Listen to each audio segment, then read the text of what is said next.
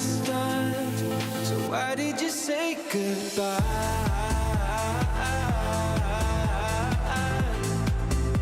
It's better to say goodbye.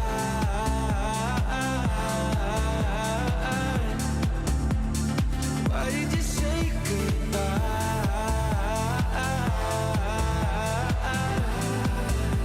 It's better to say goodbye.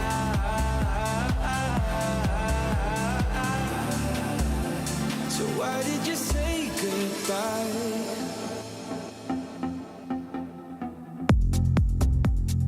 Quiet like the ocean, with the rumble running deep. This is how I see you, when you hide your feels from me. Why you heavy-hearted? Cut the silence, talk to me. Release your mind, get what you need. Easily, we've been falling in disbelief. I think I'm ready for another try, but this feels like the last time. So why did you say goodbye?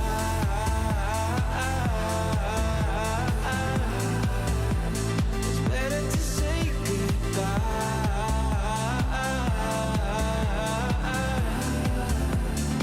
Why did you say goodbye?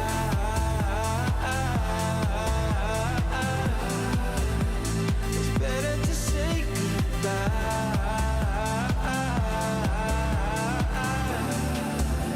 So why did you say goodbye?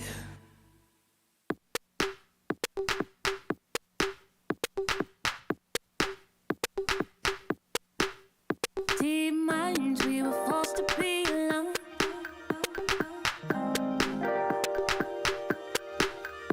Unknowns and nowhere is the same. And even when it seems like there's no way out, we'll grow a little closer. Through water, we flow. All of us together, we're good, we flow. Nothing is the same at all. Oh, back, oh, oh, back, oh, oh, back. 'Cause we're better together, better as one. Better together, better as one. Better together, better as one. Better together, better as one.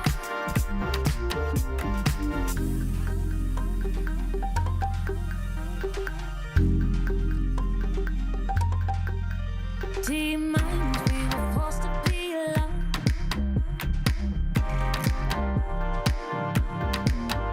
Unknowns and nowhere is the same.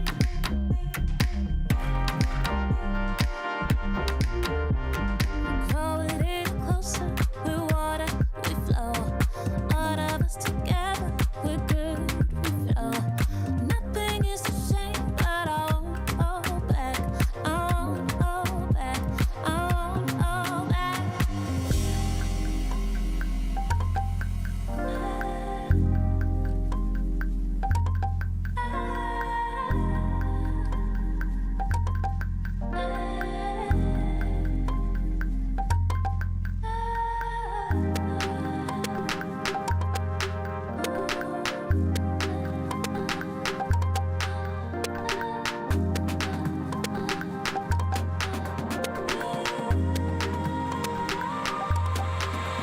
Cause we're better together,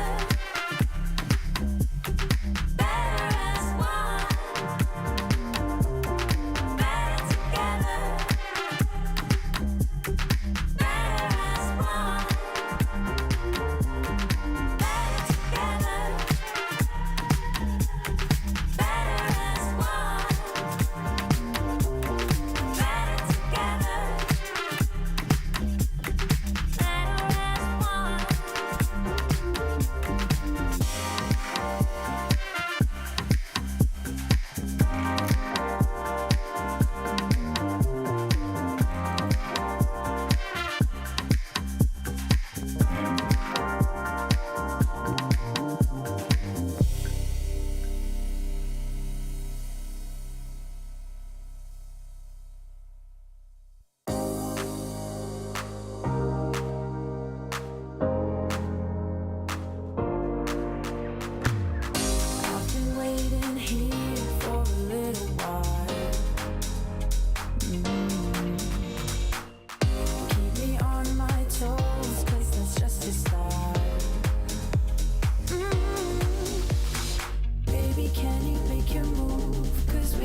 have forever. Maybe I could take your pain and turn it into pleasure.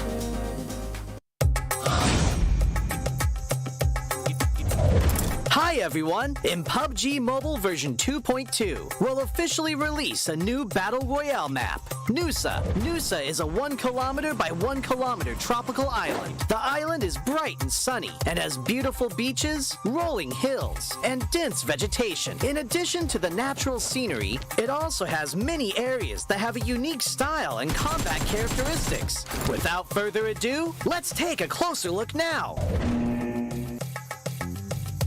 As a whole, being a 1 kilometer by 1 kilometer map, Nusa is the smallest map PUBG Mobile has released to date. It also has the most compact structure among all the Battle Royale maps. We can make some comparisons by looking at the data. Erangel is 8 kilometers by 8 kilometers in size, and 100 players participate in each match. This means there is an average of 1.56 players per square kilometer. In Nusa, an average of 32 players fight in a 1 square kilometer area. Conflicts are intense, and players will start shooting right after landing. In the southern part of the map is a heart-shaped island. 2 paths connect this island with the gorgeous Pink Beach. The Ferris wheel and hot air balloon are both located on Pink Beach, which highlight the romantic atmosphere of the beach. But keep in mind that the terrain of Pink Beach is rather open and has little cover within a certain area. If players want to move around Pink Beach, they can do so with the help of smoke grenades to obscure enemies' vision, or push the beach balls on the beach and use them as moving cover. But if you do so, remember to keep an eye on their durability. In short, Pink Beach is beautiful and romantic, but you must take care if you plan to spend some time there. Bulan Bay is located in the northwest part of the island, and the coast is quite low there. The cliffs on both sides have a large height difference, and players can move between them with a zip line, utilizing the advantages of high ground. Players at the top can observe where enemies are moving in the bay. Meanwhile, players in the bay need to move around covertly. There is also a cavern connected to the sea in the northern part of Bulan Bay. Players can jump there directly. The cavern extends in all directions, and players can explore this area. In addition to the natural scenery, Nusa also has many urban areas, of which the largest is Telepak Town, which is located in the southeastern part of the map.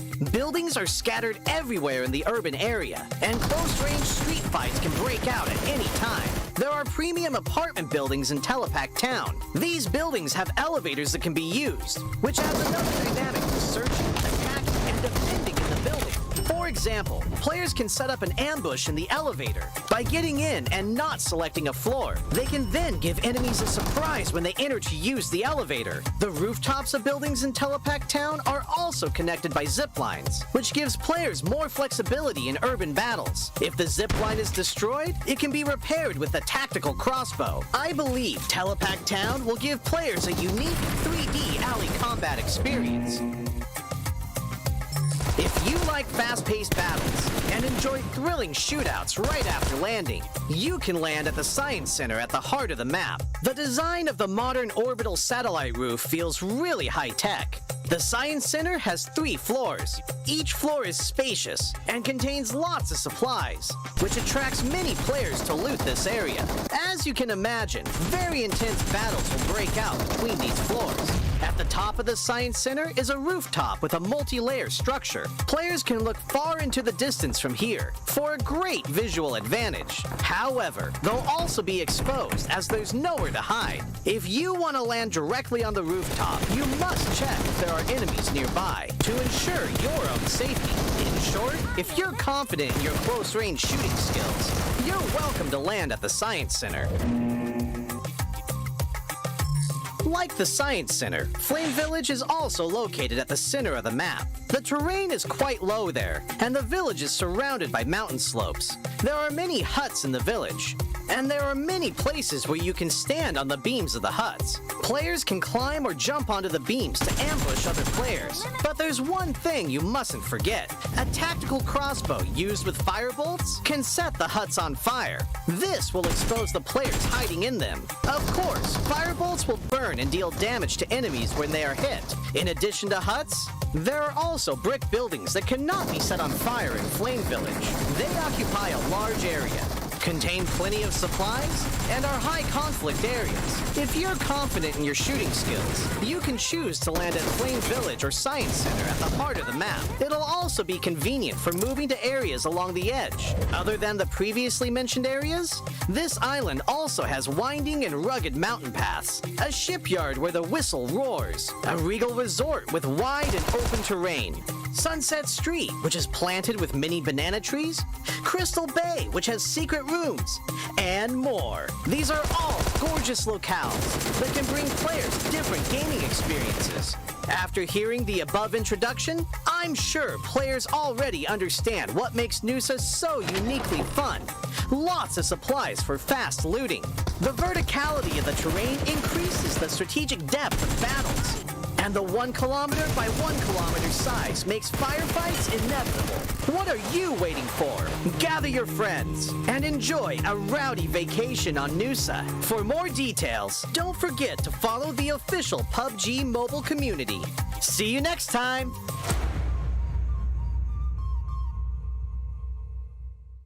Hey there, fellow PUBG mobile players!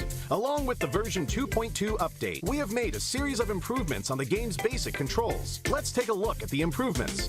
First, improvements to the controls and display. We have increased the display priority of the wheel when the throwing wheel is activated. Now it'll be easier for players to select the items they wish to throw. In this update, a countdown will be displayed whenever the play zone is going to shrink. This way, it will be made more aware of the next play zone, and players can plan their routes more effectively. We've improved the feedback effect of marked items. Whenever you tap and hold to mark an item successfully, the feedback will be more obvious. When the player is aiming down sights, the markings within the scope have been optimized, so the sight is less obscured. When a player jumps, after respawning or deploying an emergency pickup, it's now possible to mark the battleground with light columns. After a team wins, the buttons for MVP likes and summon statue will be combined. Now players can send a like automatically whenever they summon a statue. On the results screen, we have added teammate numbers, so now players can use the number to identify each other and give likes to their favorite teammates. To make spectating more convenient for players, we have tweaked the button size on the spectating screen. This reduces the chance of tapping the button by mistake. I'm sure firearm balancing is a concerning issue for many players. In this update, we have significantly improved the burst shot of both the SKS and Mini 14 by greatly improving their handling.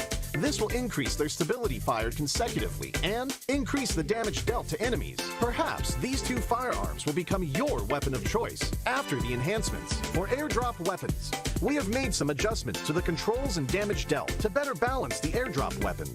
In the new version, there are lots of new features worth checking out. When you acquire a firearm finish of your liking, you'll definitely want to admire it from time to time. In this update, we've added a firearm inspection feature. Players can now use this to admire their favorite firearm. During combat, players can tap the emote to enter first-person perspective to inspect the current active weapon. A friendly reminder, never inspect your firearm during combat, or you might overlook the enemies before you. Do keep in mind that this feature is currently only available for certain firearms, but it will be gradually rolled out to other firearms in later versions. The recommended layout feature is one of the many new features. When players customize the controls, it's now easier to apply a custom layout recommended by the system with one tap. We've also added a trunk system. Players can now make exchanges while riding vehicles. Use this feature to exchange supplies with teammates. But remember, the size of the trunk depends on the vehicle type. The visual presentation of profile cards have been improved. Players can now set their gender on their profile cards. On the results screen, we have streamlined the results process and improved on the layout, as well as the MVP results emote. On the new results screen, assists will be included in the stats. In future matches, you can try cooperating with your teammates. even if you don't make the final strike, assists will help boost your results. We have added stationary targets to the training grounds. After firing, the damage dealt and bullet trajectory will be displayed. This helps to more closely recreate situations that players may face in matches. To make it easier for players to practice shooting, the most recently used firearms configuration will be applied by default when entering the training grounds the next time. These are the major improvements for the basic experience in version 2.2. If you want to learn more about this update's content, don't forget to follow the official PUBG mobile community. Winner, winner, chicken dinner. See you next time.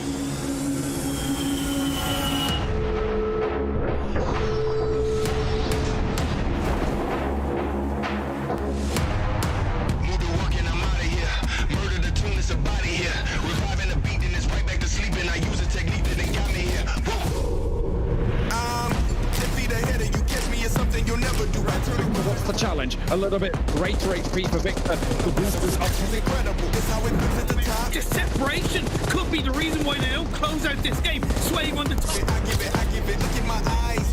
There's Lying X looking to swing on through on the side of it. I got a lot on the line. Fish with a different approach. While they spend time in the boat. close together and groups up. A good nade might find all they're looking for. Langsy, leg X.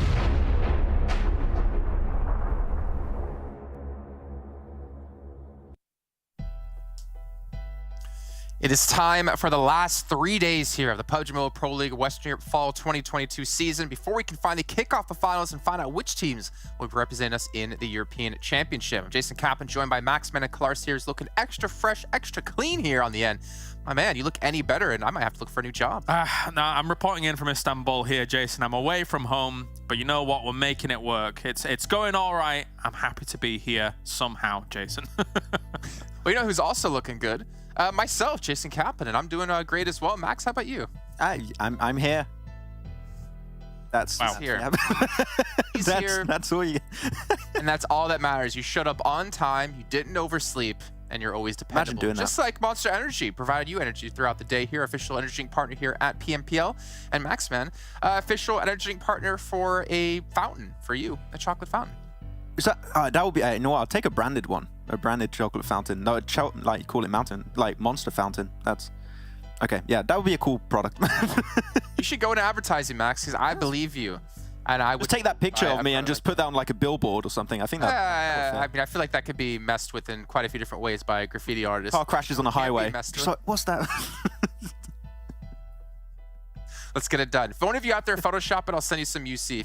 If you know exactly what we're talking about, Photoshop it, put it on a billboard on a highway, obviously not realistically, and show me it. And I will not only pay you in UC, I'll also try to promote it over on the official social media channels. You can check them out here as PUBG Mobile Esports, and Maxman can maybe help with it as well, though he might regret bringing that up, because I know there's always some loyal people out there that are interested in doing weird and wacky stuff like that. But as I said before, we are into our final 3 days of our league stage. So to say it is a third and final day, or 3 and final days of our third phase, which means there's a lot of points for teams to get for themselves. But let's take a look, though, where they currently stand here in this phase in our overall standings, because we do have, of course, as expected, our #1 dog with DIMUERTE and #2 with MADBULLS. Okay, like I'm not gonna lie. We're used to seeing Na'Vi, VIRTUS.PRO, MADBULLS, DIMUERTE on top, especially with DIMUERTE, what they've been able to do in that third phase.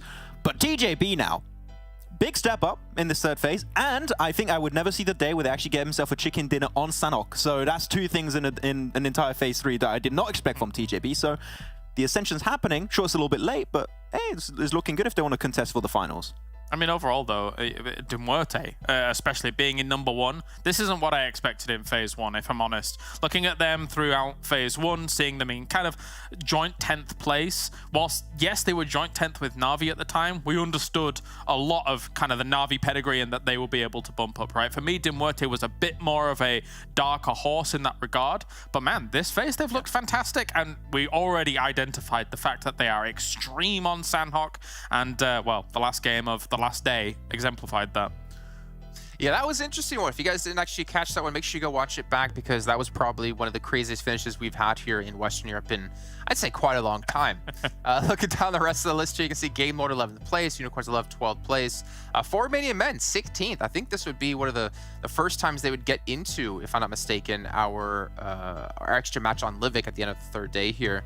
But as we look down further on in the list, you know, I don't know what to say. I don't want to make excuses for teams anymore. I don't know. I don't want to put them on blast either. But like Death Machine, you go from, was it 4th on our first week down to 18th now? Like yeah. I don't know what's going on with them in particular. Shockwave as well. You know, with Trazen on the team, I expected a lot more out of them. Wow, what a surprise! We're seeing Death Machine and also ARB champions at the bottom. I wonder what's causing that.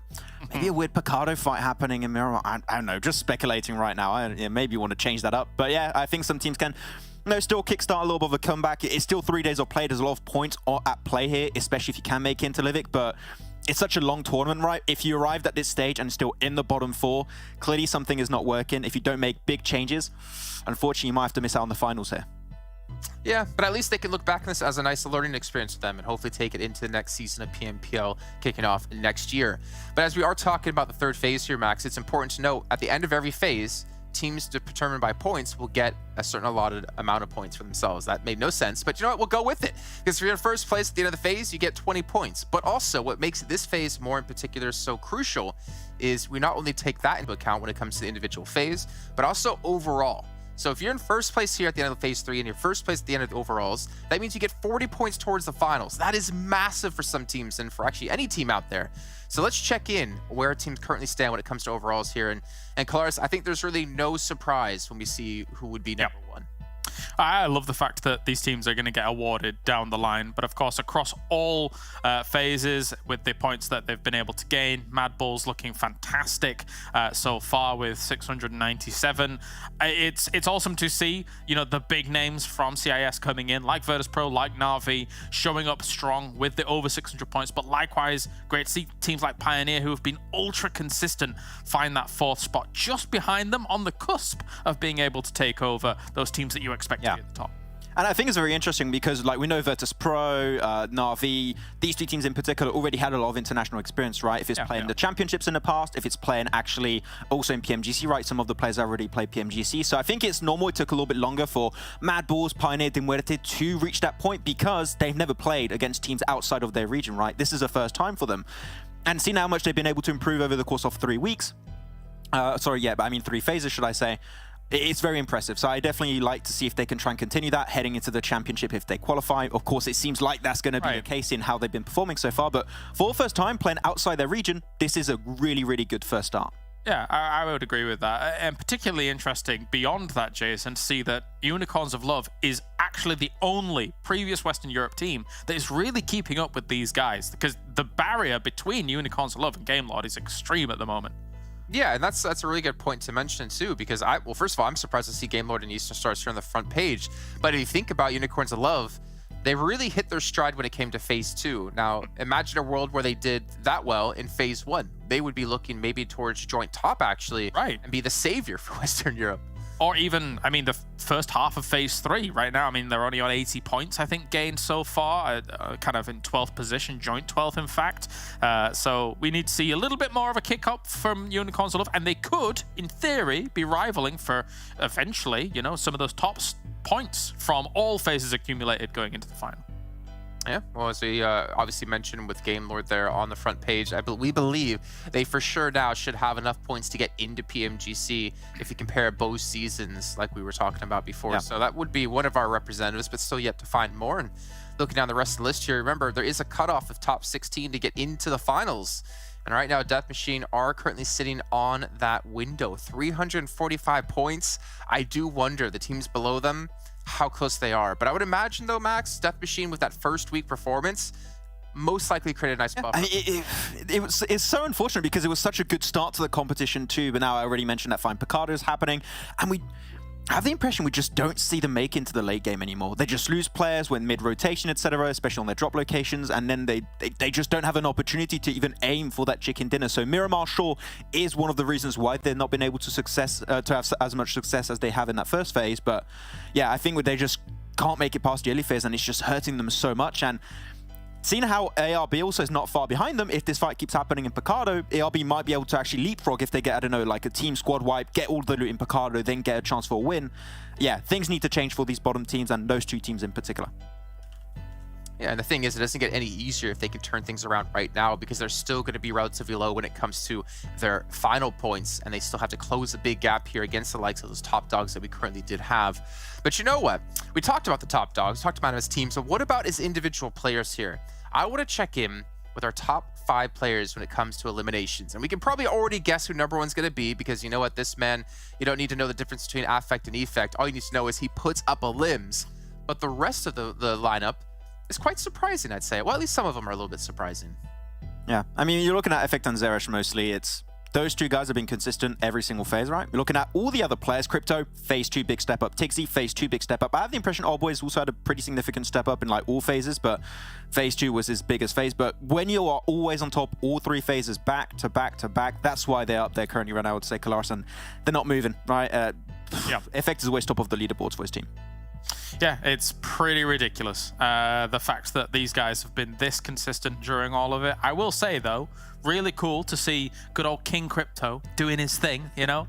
We see it in every single comment, in every single social media post that involves him, and it's he's been a really strong force for Unicorns all over across the board, even being able to rival the likes of Tixie and Old Boy in this region, which I think is very impressive. I'm still a Tixie supremacy believer, and he is going to dominate at the end. Tixie is there. He's one of my favorite players of the region over there, CIS in the past, so I want to see if he can try and contest once we head into the finals.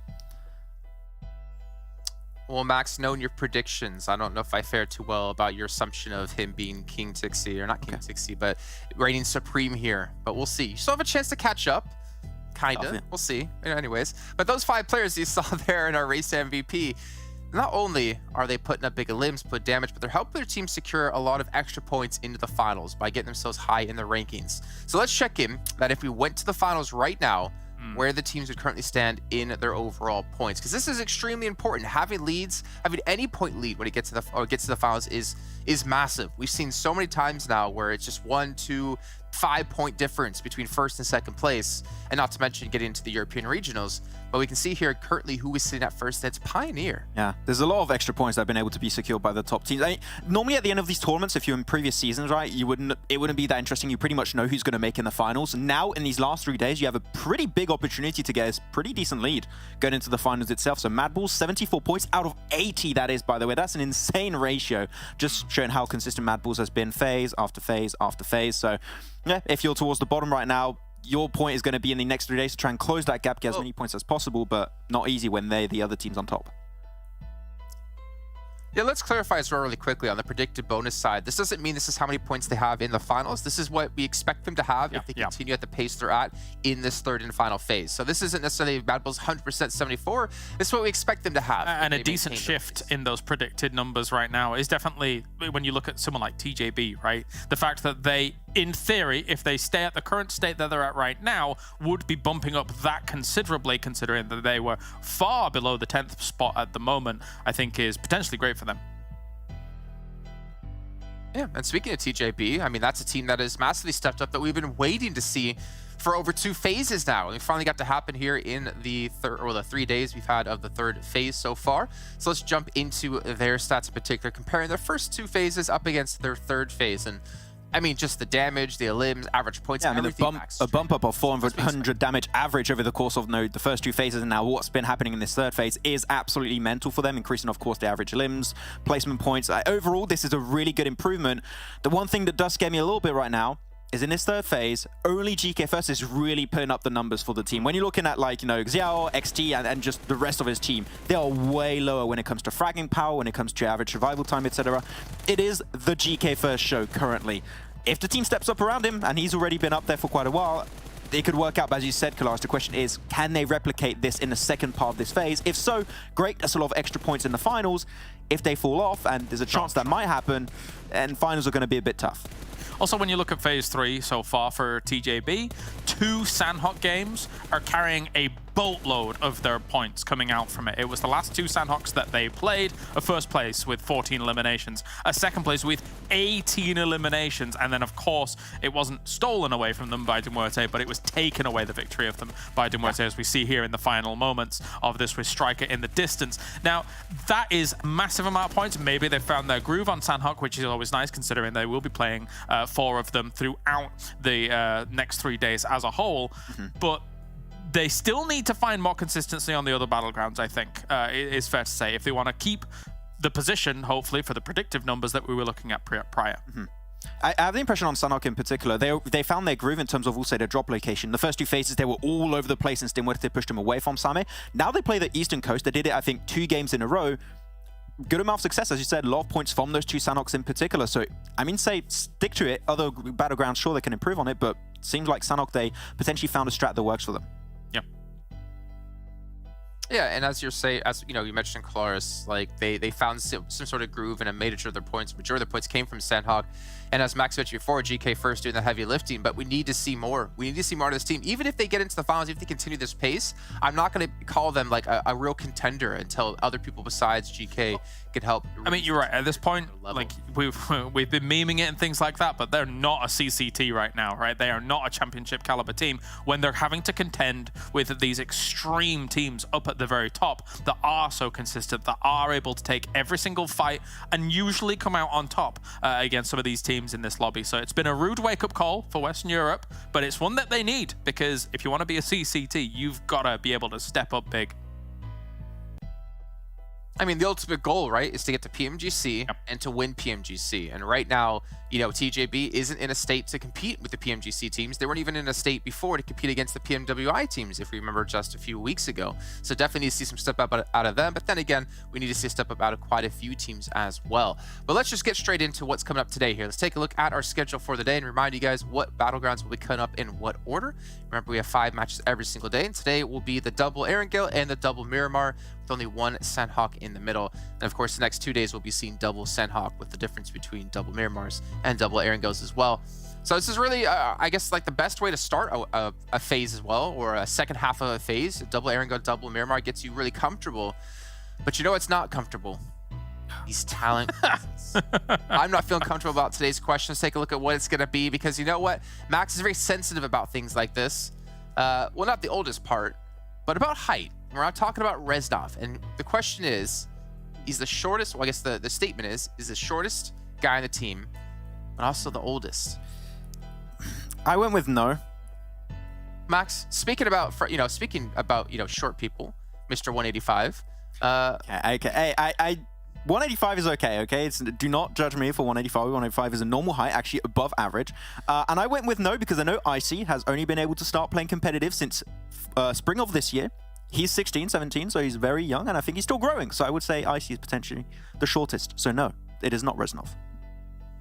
Well, you know what, Max? You could have just said, well, at PMWI, Jason, it's on a box. It's not an option. You know what? I like how you don't put other people on blast. Yeah, Clarence, what do you think?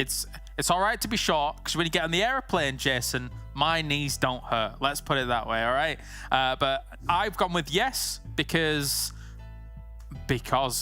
it's a pure guess. I have no I was expecting something. I don't know why. You know, it's a funny thing, Claris. I went with yes as well because of no reason. So let's actually see what the correct answer is going to be here. I'm expecting Max to probably get the point because he had No! I had a theory behind it and everything. I backed my thesis. How can you? Oh my god. Fantastic. You go from Max said, yeah, well, you know, just started playing recently and he's young, so he probably still has room to grow, blah, blah, blah. And you go to Colaris and myself saying, yeah, we don't know. That is it. That is it. Just going to go in blind next time and just like, I don't know. No. Okay. Smart. It's okay, Max. We still love you, even if you get predictions incorrectly, because you're awesome to be around. You know, it's also awesome to be around our 2 commentators. So John and Blake, we're going to take you into our first match of the day. There we are. We are getting into game number 1. I'm joined by Blank, of course. We're going to be taking a look at the second half of the last phase of League play, Blank. We are indeed. I'm sorry, my eyes look like I've been crying. I've just did a massive yawn, so I apologise for that. I like that Colaris is coming here looking like the cool substitute teacher at the moment as well, with that new haircut and the fresh beard trim. But yeah, heading over towards Erangel now, and you're right, we are heading into that final phase before finals itself. There's a lot of finals coming through here, and it really is the final chance for some of these teams to really step it up. And I think that when we're looking at some of the standings, there are some teams down towards the bottom where it just looks impossible at this moment in time. However, the key thing right now is even if it's impossible for some of those teams towards the bottom to jump all the way up, other than a short few, there is still that chance for these teams to head up towards the top of the rankings. MADBULLS, VIRTUS.PRO, Na'Vi, they try and take over to MUERTE if they can't hold on to that spot in number 1 and get those additional final points, those bonus points that are going to assist you greatly when you want to try and hit out and take that number 1 spot coming through on the finals when it does come through very, very shortly. Will be a mad dash on the overalls at this point. It's going to be really close for the bonuses going into the finals. It's all to play for. And not only that, it's qualification spots up for grabs. So we're going to be keeping an eye on those crucial teams. But I'll tell you what isn't really crucial at the moment. It seems like the MVP title might have already been decided, Blank. Effect is on a tear. This guy cannot be stopped. I'm surprised that GK First is keeping up a damage, but I think that's just from this phase. Yeah, I mean, you look at some of the previous games that TJB were able to have, and they were absolutely dominating. But I think a lot of that, as the desk has so aptly put it, is a lot of it is down to GK First. He is really pulling the massive weight of his team behind him with a very strong rope, I would imagine, because that team does tend to be needing to be led around quite a bit by GK First. Still doing fantastic work for the team, and TJB starting to look a lot more like a unit, like a team that can play together, but it's coming through a little bit too late. And this is how we have seen it throughout the majority of the seasons, majority of our splits. And I think Imperium, when he was casting, definitely put it a very good way, because every single week he would say to me, look, man, I still believe in TJB. I still think they're coming back. And sometimes I wouldn't agree with him, but he was tended to be quite right a lot of times, and it was too little too late a lot of the times by the time they got into gear, by the time they got into action, but they got around to it eventually, and that's happening here in phase 3. Well, this is not a terrible time for it to happen as well, right? If you had to have a down period and then come back in a little bit stronger, it is good to come into the finals or towards the finals looking a little bit stronger. It is unfortunate that they will lack a lot of bonus points, and that might take the wind out of their sails slightly moving forwards, but they have that momentum, and that can carry you and do you wonders if you play your cards right. A couple of players not having correct cards played at the start of this game, but that's just how it goes. Yeah, I mean, they're back on the road again, though. Shockwave, they get away. They don't take too much damage. I mean, they will have to heal all those players back up. But you make a good point there in terms of the bonus points. That has shifted the dynamic of these finals around quite a bit. And, you know, speaking of TJB, it's actually a great team to talk about in that sense, because as the wise Imperium did say, they were coming back. It's going to happen eventually, and it did happen eventually. And this would be a team that come into finals, you know, they do some really good work, right? And they would get high on the ranking and often secure themselves a spot towards a regional, towards a championship, and that was absolutely fine. But here, because we would often say, right, it's fine for TJB, they're going to chill, they're going to relax, and then in finals, they'll bring out the big guns. That can't happen anymore because of those bonus points. If you're not consistent in the league stage, you are not going to have the greatest of finals in your favor. So it's nice that we're rewarding these consistent teams like MADBULLS, like VIRTUS.PRO, and like PIONER. And they will be able to dine out on that for at least the first couple of days of finals, but you can't... Well, I say the first couple of days, it's not entirely that long, but it's something that you can't rest on, though, which is good news for the teams below, because it means that if you're hungry enough, you can sweep the feast, get the chicken dinners that you want, but it's going to be a little bit harder. Death Machine, currently not seemingly having the best of times overall. I mean, their first phase was a lot stronger, and they got a whole bunch of bonus points for finishing so far up, but they dropped down, finished 19th last week. They're currently in 18th position this week. It seems like this is a team that fell off fairly hard after what seemed to be a fairly solid first phase.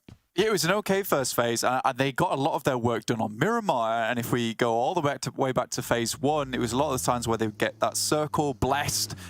They would have decent positions within the middle of the circle would come over towards them, then they'd have a compound, and they would run it from there. Right now, they're still locked in this horrible Picardo conflict with Arabian champions. But looking at their scores, it really is quite crazy. 229 points in phase 1. So let's just take that as a starter. 229 points in phase 1. Now on the overall leaderboard, including all of the phases, 345. So only 120 points scored over phase 2 and phase 3. It is quite horrendous, right? That is not good. Yeah, the 126. I mean, they do still have the next half of this phase to try and add it up, but you're right, they have scored less so far in both phase 2 and phase 3 combined than in phase 1 overall. Definitely a downswing team, which is not the best. But I think we could look at the flip side and look at the rise of MUERTE, right? Like, this is a team that has absolutely risen. I mean, he's finished first phase 11th place. They moved up to 4th, and they kind of impressed us there. But this phase, they have really started to pull their thumb out. And 4 chicken dinners on the board, first place overall, 152 points. They're not playing in this game, unfortunately. We'll see them in the last 4 games of today. But they have been fragging out. They have vastly improved. Yeah, it's really good, steady improvement between the phases, which is great to see. And I think that a lot of that confidence came through from that final game before Livik in phase 1, right? Where we saw them just go absolutely ham towards that Sanhok and pull their healer out of the circle, take down NEXUS, who they were challenging to grab that Livik game, which is really, really cool. And I think from there, they realized their strength on Sanhok and decided to just run with that. And they have been super consistent on that map as a whole, and that is working out well for them. So they continue with that streak. They look like they're getting stronger and stronger on Erangel and Miramar combined. I think it's going to be a team that some of the guys that weren't expecting them to do so well or weren't expecting to be such a contender come finals will now have to really look out for and prepare for.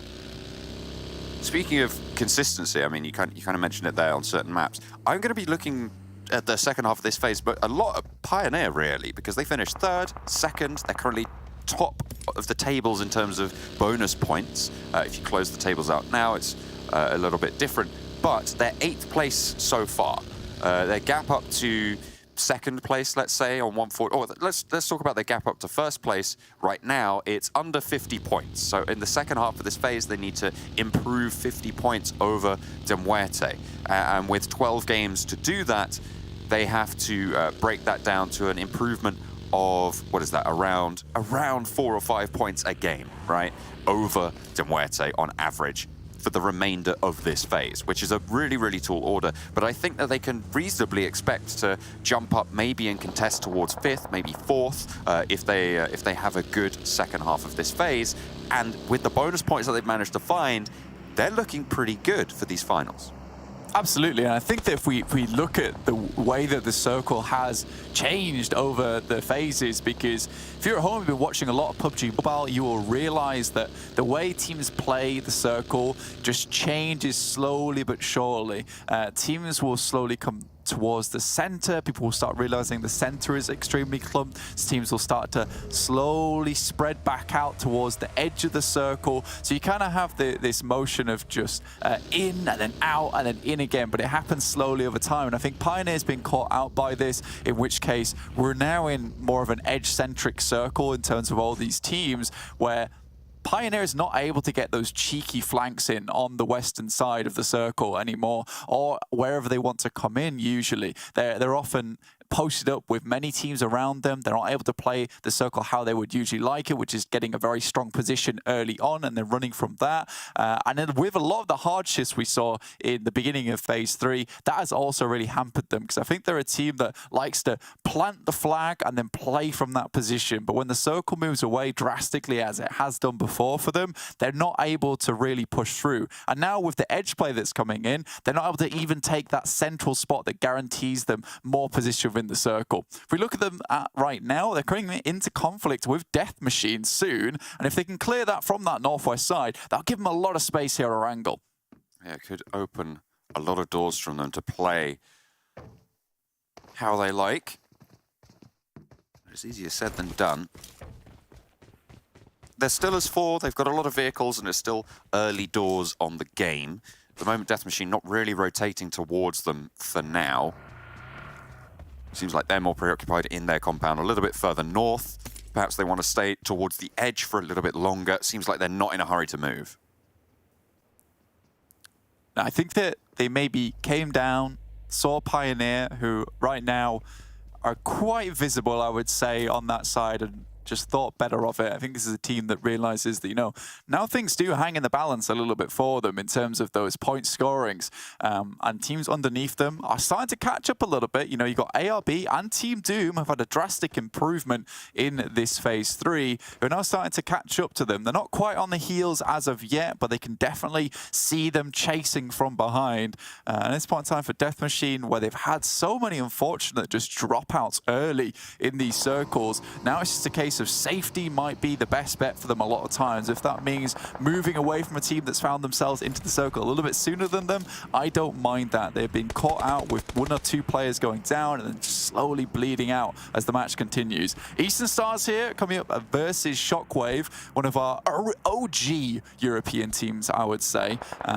They have got a lot better, John, but I don't think it's quite 100% yet. Not to the same caliber we saw from phase 1, but I think they are starting to fix things slowly but surely. Shockwave at the moment with Hakone down on the front against Eastern Stars. Bleeding out fairly quickly. And not really likely that you can reposition in time for this. Trazen does have a sneaky little off angle, but that has been spotted and is currently being fought over by Keme. Seiko will have to make a really, really dangerous run to make this one work. You can see Eastern Stars popping that smoke, forcing Trazen to reposition, isolating that angle, giving them a little bit of freedom. But I don't think they're going to be able to stop the push should it come through. Unfortunately, Seiko doesn't have the confidence to go through that. They don't have the information, and they lose a player for Shockwave. Yeah, for Eastern Stars, they didn't want to push their luck here. They've got 2 players behind currently holding, so waiting for that player to bleed out and just holding the angles there will give them a little bit more room to play with going forward. For Shockwave, as they are further in towards the circle on that northern side, for Eastern Stars right now, it's just slowly carving themselves a path into this circle itself. Soon going to see the shift. And we'll see exactly where it does go. Right now, there is a few places that would be unfortunate to head down towards. We've seen a lot of MUERTE finishes recently that swing out towards that west side, but instead, we're ready with a very hard shift down towards that southwest, in which case, MADBULLS, they've often played this coastal side, grabbed that high ground early. There's extremely prominent compound. You can see where effect and skills are playing, which gives them nice little cover towards their western side, and they can also see out all towards the teams on the east, but you can see they're all coming in thick and fast. So MADBULLS will have to figure this out quickly. On the south side is where the most of the danger lies. Beg for mercy. Already having fallen, though. Leaves that a little bit less dangerous. XTEAM yet to really find their feet in the lobby. We've seen things from them in the past that would imply potential, but it just has not been realized here in Western Europe in the PMPL. Seems like they are going to really, really struggle to launch themselves from the bottom of these tables. Yeah, the skill level from XTEAM, I honestly wouldn't call them a terrible team at all, because the rotates tend to be quite nice. They catch teams off guard quite often with nasty little flanks and sneaky plays. However, when it comes to an all-out gunfight between players, I think that they are quite far below a lot of these other teams within the lobby. And with their rotational paths, they go through some very tough teams almost every single game. All right, everything seemingly popping off right now as QODEX, Shockwave on the hillsides. They already lost to Coney earlier, Terminus and Trazen both down. Now it's just Seiko's sliver of HP. In the background, you've got VIRTUS.PRO trying to move past RUTHLESS Esports, so I think are taking another fight. In the meantime, it is all going on right now on this northeastern side of the next circle. The hard shift is punishing these teams, Blank. Absolutely. A lot of these teams were prepared for a shelter finish, and there's not a lot of space here anyway. So when you're rotating through this position, you're more than likely going to hit into a fair few other teams. Potato Hill's kind of out of the cards, out of the question, because no one really wants to head up there anymore. It's on that north side. Game Lord also struggling as they're coming down from Yasnaya. We'll see exactly how they are able to rotate in. MADBULLS holding out in their end of the deal right now. Pioneer, pretty safe and sound in a northern compound, but Team Doom under threat, under siege right now from 4 Romanian men. DPS on the staircase, this is dangerous. They will need to put a nade in here to really give them a fighting chance of repositioning at an advantage. Alawi knows that. He's going to put that one through, and it's right on the money. Perfectly executed there. Push up, get that spray. No one to back it up and refrag for Team Doom as it's just Frosty alive, hiding out in the corner. They know that it isn't a complete clean team wipe, because that wasn't a clean flush there, and Frosty, the insurgent in the building. One of the first times we've also seen Unicorns of Love be able to really pull out some big guns in that action on the southeast side. A lot of times they'll come into the circle and it'll be a desperate push from a hard shift like that, in which case they'll lose one player and not able to quite finish out the game. Another shift up towards that northeast side will leave MADBULLS having to push through the players of VP. Luckily for them, VP lost a player on the rotate there, so will not be that hard of a competition to push through. However, they do have precedent on the circle, so MADBULLS will be looking for any kind of knock they can grab, and then after that, it will be clean pickings. Frosty goes for a bold play through the smoke and finds one. Alawi down and out in the blue as well. No first aids for Frosty. Trying to loot his friend, but there's no first aids there either. Scrambling around for these meds. Wants to spray around the side, but Rana, will he be able to survive? Has bandages, has full boosters, but he vaults the window instead. And will go down. Disaster strikes from top. Frosty takes out 4 Romanian men. Team Doom, but they'll only get a singular point for that play as well. So for Team Doom, who are chasing Death Machine at the moment, that is fairly unfortunate with the position that they were able to hold for a long, long while there. Luckily, 2 teams go out on that edge, which leaves things a little bit more bare for Unicorn to Love and Nexus to move in from that southeast side. TJB taking their split towards the center at the moment. So we'll see if TJB can continue the kind of performance that was showing us from the beginning of phase 1 and lead it into this one. So hopefully they can get some more bonus points on board in this phase. VIRTUS.PRO with 3, guarding out MADBULLS. Sat on 4, top to bottom on the compound. MADBULLS will need to descend. I think VIRTUS.PRO know that. No angles being given away, not just yet. MADBULLS hesitant to make this push, but Blue Zone will crunch fairly soon. Yeah, this is one thing that MADBULLS are extremely good at, and I think VP is also aware of this. It's probably one of the only teams that would be able to get here fast enough, so I'm assuming that VP will know of this.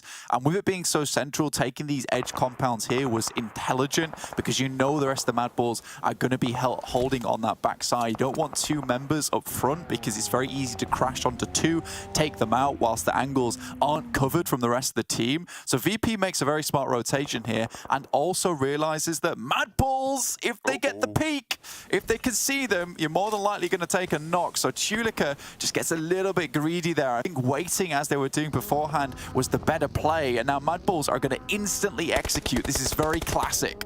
Res did come through for fairly quickly there. Tulika is back, looking for the heal, but there's a re-knock with skills with a Molotov around the side. And they're not really going to be able to get the spray down the staircase as well. Corker not really able to execute on that one. Old boy across the way, trying to suppress these pushes, but it's not really going that well right now. Low HP for Corker still. They move through. Skills, effect is seen through, and they push up out onto the balcony. Skills makes the dash, but Corker pushes into the side room, and now Skills needs to descend, but he's dropped out. Corker around the outside of the building, trying to give them the swivel, trying to give them the old run around, but it's not going to work. MADBULLS are on the money. Effect down, but Resable. Pioneer move past them on the northern side. Monkey realizes he has to instantly hit that med kit because they need them at full force right now to defend versus Pioneer, who are taking shots down, but realize that MADBULLS are kind of in the rough right now. They're in the swamp. They're not leaving here anytime soon. So in the meantime, Pioneer can try and get ahead. Ruthless are in front, though, with a nice compound. The Pioneer might want to challenge, but now with that circle, Ruthless will be 100% scouting outside them. Knowing that the teams might be coming their way, this is forcing TJB to leave. XTEAM has to push their way through Arabian Champions, but this is a fantastic spot for Ruthless Esports. Nice high ground, good compounds to defend with lots of different angles, so we're going to be quite difficult now for any team to really assault them. However, we've seen many, many times Ruthless Esports just fall over to a single crash. Pioneer having to use those vehicles as cover on that hillside. It is broad to the MADBULLS right now on their push. With everyone else looking their way, they might not be so lucky. Death Machine up the top. Nusa goes down. The push from the east from Game Lord. Potential to prove troublesome, but the northern side is far from safe. Nusa still taking punishment there. Smoke does bloom and answers towards Narvalo, but he lands those shots. Double headshot there over onto Hamodi. Knocks him fairly instantly. There is a res available very, very close by. And Pioneer are given a little bit of respite. Yeah, great crosshair placement there from Narvalo. Gives only the tiniest peek of his body as well, but just watches that singular angle on the window that has been isolated. Instantly gets the knock on them. Now Death Machine are in a tricky spot. Akashi going down behind for Game Lord. It's really bad though, John. Yeah, it's far from ideal. That is their backstop there. Point for the rear guard. Unicorns of Love might be able to exploit that, move forwards into it with the Kashi going down. That's what they're going to try and do. Crypto running on into the fight, and now they're starting to engage here. Crypto spotted. Unfortunately for Unicorns, they're on the longer side of the blue zone, which means that their fight is on more of a timer than Game Lords. And they will have to move first. Eastern Stars With Bazzi down, are going to have sideswipe onto this fight as well. They've yet to move, but they are further in towards this next zone. Bazzi is resable, but they're going to need to make a run for the Eastern Stars out west. Unicorns of Love down. Cryptide should just saddle out there, to be honest with you. There's nothing much else he can do. And I think for them, they were worried about pushing through TJB's position, seeing a lot of damage go their way. And in this case, they move up towards the north, but that little brief moment of indecision does just leave them out in the cold. Again, it's a hard shift. It's difficult to predict, difficult to follow up on. Game Lord lose Akashi, but now look down towards Eastern Stars. That's a double knock coming through. Ooh, Bazzi almost immediately flushed his teammate as well. Gapala, in fact, goes the full Monty, and Keme soon to follow. Eastern Stars torn up in the field. Game Lord back on the deck, healing up. Victor has to just slip away from that one. TJB have eyes on, have moved away from that compound, did a really good job down towards Nexus on that south side to hold out, but there's teams absolutely everywhere. Modi, I mean, that was a bit bold there. Modi goes down to Pioneer. There's a knock over towards Ruthless Esports as well, which allows Pioneer themselves a little bit of time, but they do not have the circle go their way. It goes up, it keeps some of Ruthless's high top position in the next zone. This is really strong for them, and Pioneer are going to have to make this push. MADBULLS waiting in the wings though, saw that shift and instantly moved on it. They've headed down towards that southeast side where they can watch the roads and take a little bit of a ditch, and this shack as well to play around with. 6 eliminations so far, a very, very good spot for MADBULLS, and a quick move as well whilst the teams were fighting and a few knocks went through on the elimination feed. So really, really good timing from MADBULLS to make that one happen. Nades down towards Pioneer right now, and Nano hits an absolutely nasty one over towards Fash. Zumitsu close by, tries to put another in the same place for Nano, and I think it might do the job. No, just a little bit long, maybe the other side of the rock there. Havlik pops out another smoke. They're falling back, they're trying to play the headland, but they're worried, and rightly so. ARB descending across the way. They clap eyes on each other, but they don't want to take this engagement. Havlik trying to trade blows as they force this res on out. Zumitsu timing it through. Looks like they will be allowed to do so. Another smoke pushed forwards allows Ruthless a little bit more cover. They want this fight seemingly downhill. Sprays over towards Havlik. It will be pushed in by the zone on this position, but there's a side swipe from these two players, and there's the nade. Izumitsu is there. Nano Baby opens the door for something to happen. A close nade as well, followed up by a long. Ulysses is low on half. Pocus out wide on the left. Izumitsu pivotal on this push. Needs to win the challenge. Pocus under fire, will hit the deck. DBS in hand, waiting for these ridge lines to be passed, and Ruthless back it up to the buildings. Some great nades there, but honestly, a lot of that is successful because of Havlik. He has angles on them, can see them through third party, so allows the rest of his team to line up the nades with the information that he's giving back. So very, very aggressive push there coming through from the guys of Pioneer to make that one happen. Now, TJB, with currently the most eliminations in the lobby, looking to take this off from Ruthless Esports. Gonna have to try hard on that. Salazar with a DBS on the inside. Drop shot and the spin is good, and the push in from the other side is there. They lose Lin on the push, but Ruthless now have so much to deal with, and they cannot stand the test. TJB lose a player, and Pioneer now facing off against TJB instead, as the position has been usurped. Incredibly aggressive play from TJB. Notice the fighting, and then come up on the backside, isolating the two angles. The move, but it's a nice nade for the window from Izumitsu. They just got the refresh from the bodies that they were finding from Ruthless Esports and continue to toss these ones in. GK first, extremely low as well, and that will find him just on the side of that nade. He was so low. Now just Xiao jumping in and out through the smoke, and it's easy pickings for Izumitsu. These nades from Pioneer have been so strong. They take the high ground position, and now it's the MADBULLS as the only threat. For Pioneer, they had to act fast, and they do. Havlik finds Monkey as he peeks up to try and take down the remaining players from Arabian Champions. They're stuck on the other side of that road, and perhaps Pioneer can get there first, but they will have to open themselves up. 2 angles from MADBULLS if they want to head downwards. Well, they're still going. Sure, he's only a solo, but can he outlast the team fight outside of the circle? Unlikely. And I think there was a Molotov going in, and it should. Are you joking? That's, I mean, that is, wait, is he not? I was just behind him. Oh my goodness me. How on earth does that not tickle him? Goodness. There's a really good Molotov as well. More shots, though, as the rest of Pioneer look to keep MADBULLS at bay. Effect moves up and leads the charge. Forward position. Well, they cannot challenge this. Can't step up for Havlik's off angle. Actually, Effect might be trying to deal with it himself. Would they? position known. It seems like Effect knows exactly the lay of the land. This is great information for MADBULLS to have. They know this off angle. They know the solo threat. They have complete control over the information.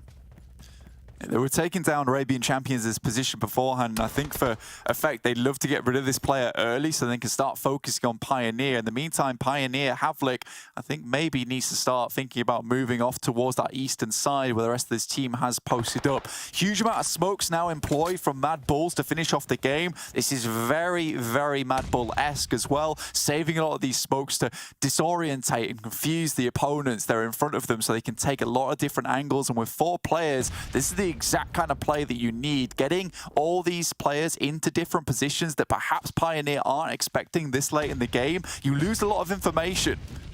Havlik needs to reposition now, and Effect will spot it out. They throw the smokes, discombobulate. Effect on the off, moving in for the side swipe. Confusion in the Pioneer camp up top, and MADBULLS will strike. Wadea eliminated in the meantime. 1 player down, but Izumitsu still out and forward. Skills by the tree. Will he have spotted it? Fash is there as well. They're using that cover to their advantage as well. Out in the grass, spotted. Last player's there. Skills will not go down either. It's 4v1 for the MADBULLS, and in the open field they challenge. Izumitsu falls, and the MADBULLS move up the hill. Pioneer swept aside.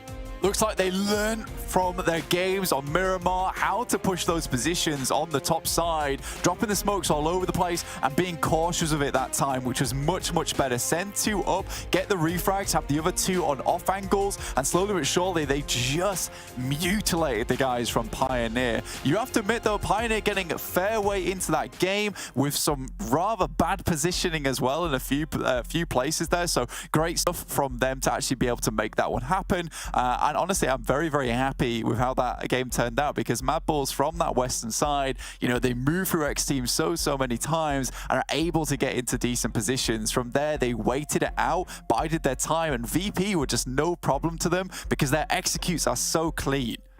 I mean, they seemed to just know everything about these circles as well. Their information gathering is admirable for the MADBULLS, and you'd expect nothing less from a team that has had no fewer than 4 chicken dinners per phase so far.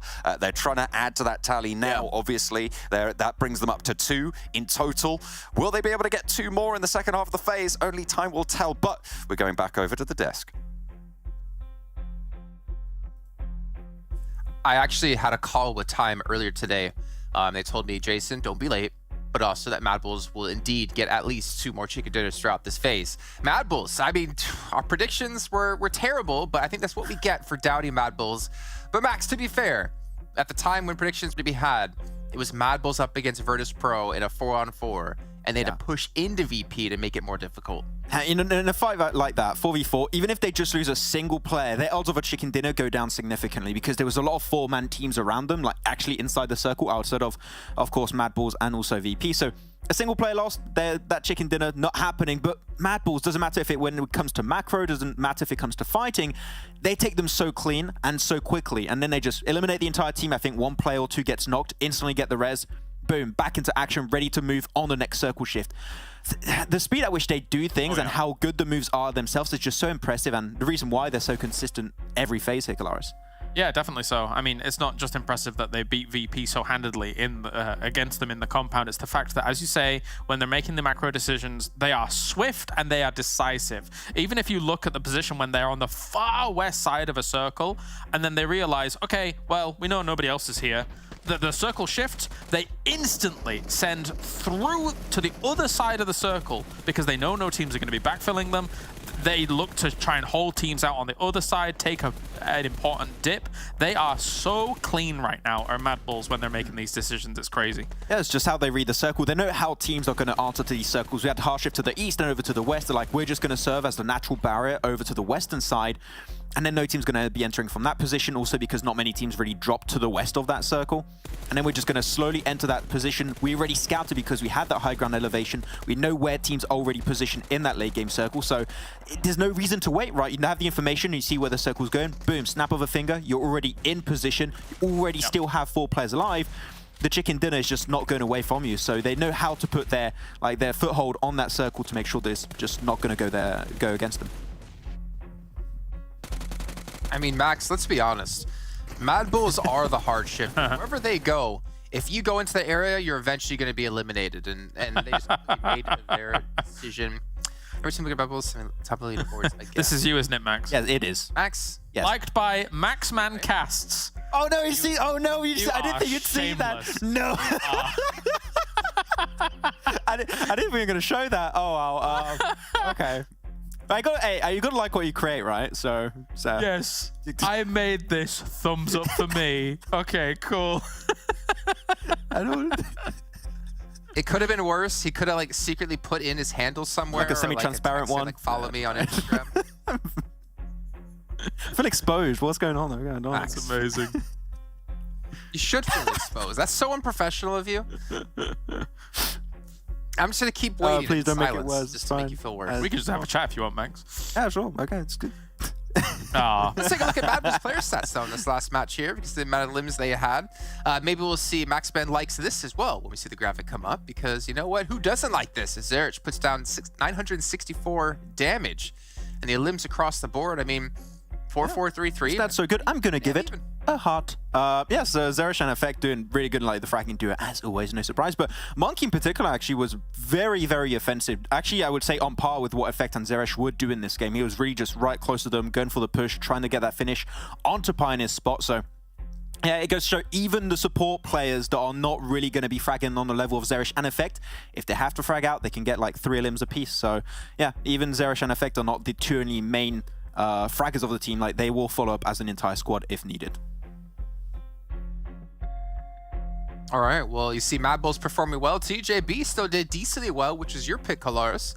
And we need to dive into their player stats to see if, again, anyone besides GK First is able to step up here, because that's the one thing we'll need to see out of TJB to push them to their next level. I mean, we'll see. There we go. Not bad at all. Zhao, actually, we already noticed too, he's the player with the longest elimination in 399 meters coming in from the previous games. And I think we posed a question at the beginning of the day, does TJB step up on the other battlegrounds that aren't Sanhok? This is a good little start to that. They had a decent position to play with. I was cautious as to whether or not to pick them, because sometimes TJB has a tendency of not performing that well, but they had a good spot, and I liked the rotation north. Even though they got eliminated by Pioneer, I think that if they were to push up on MADBULLS' position, that would have been catastrophic. So they looked for alternate angles, and if Pioneer is not there in the force that they were, it could have been a very strong move by TJB.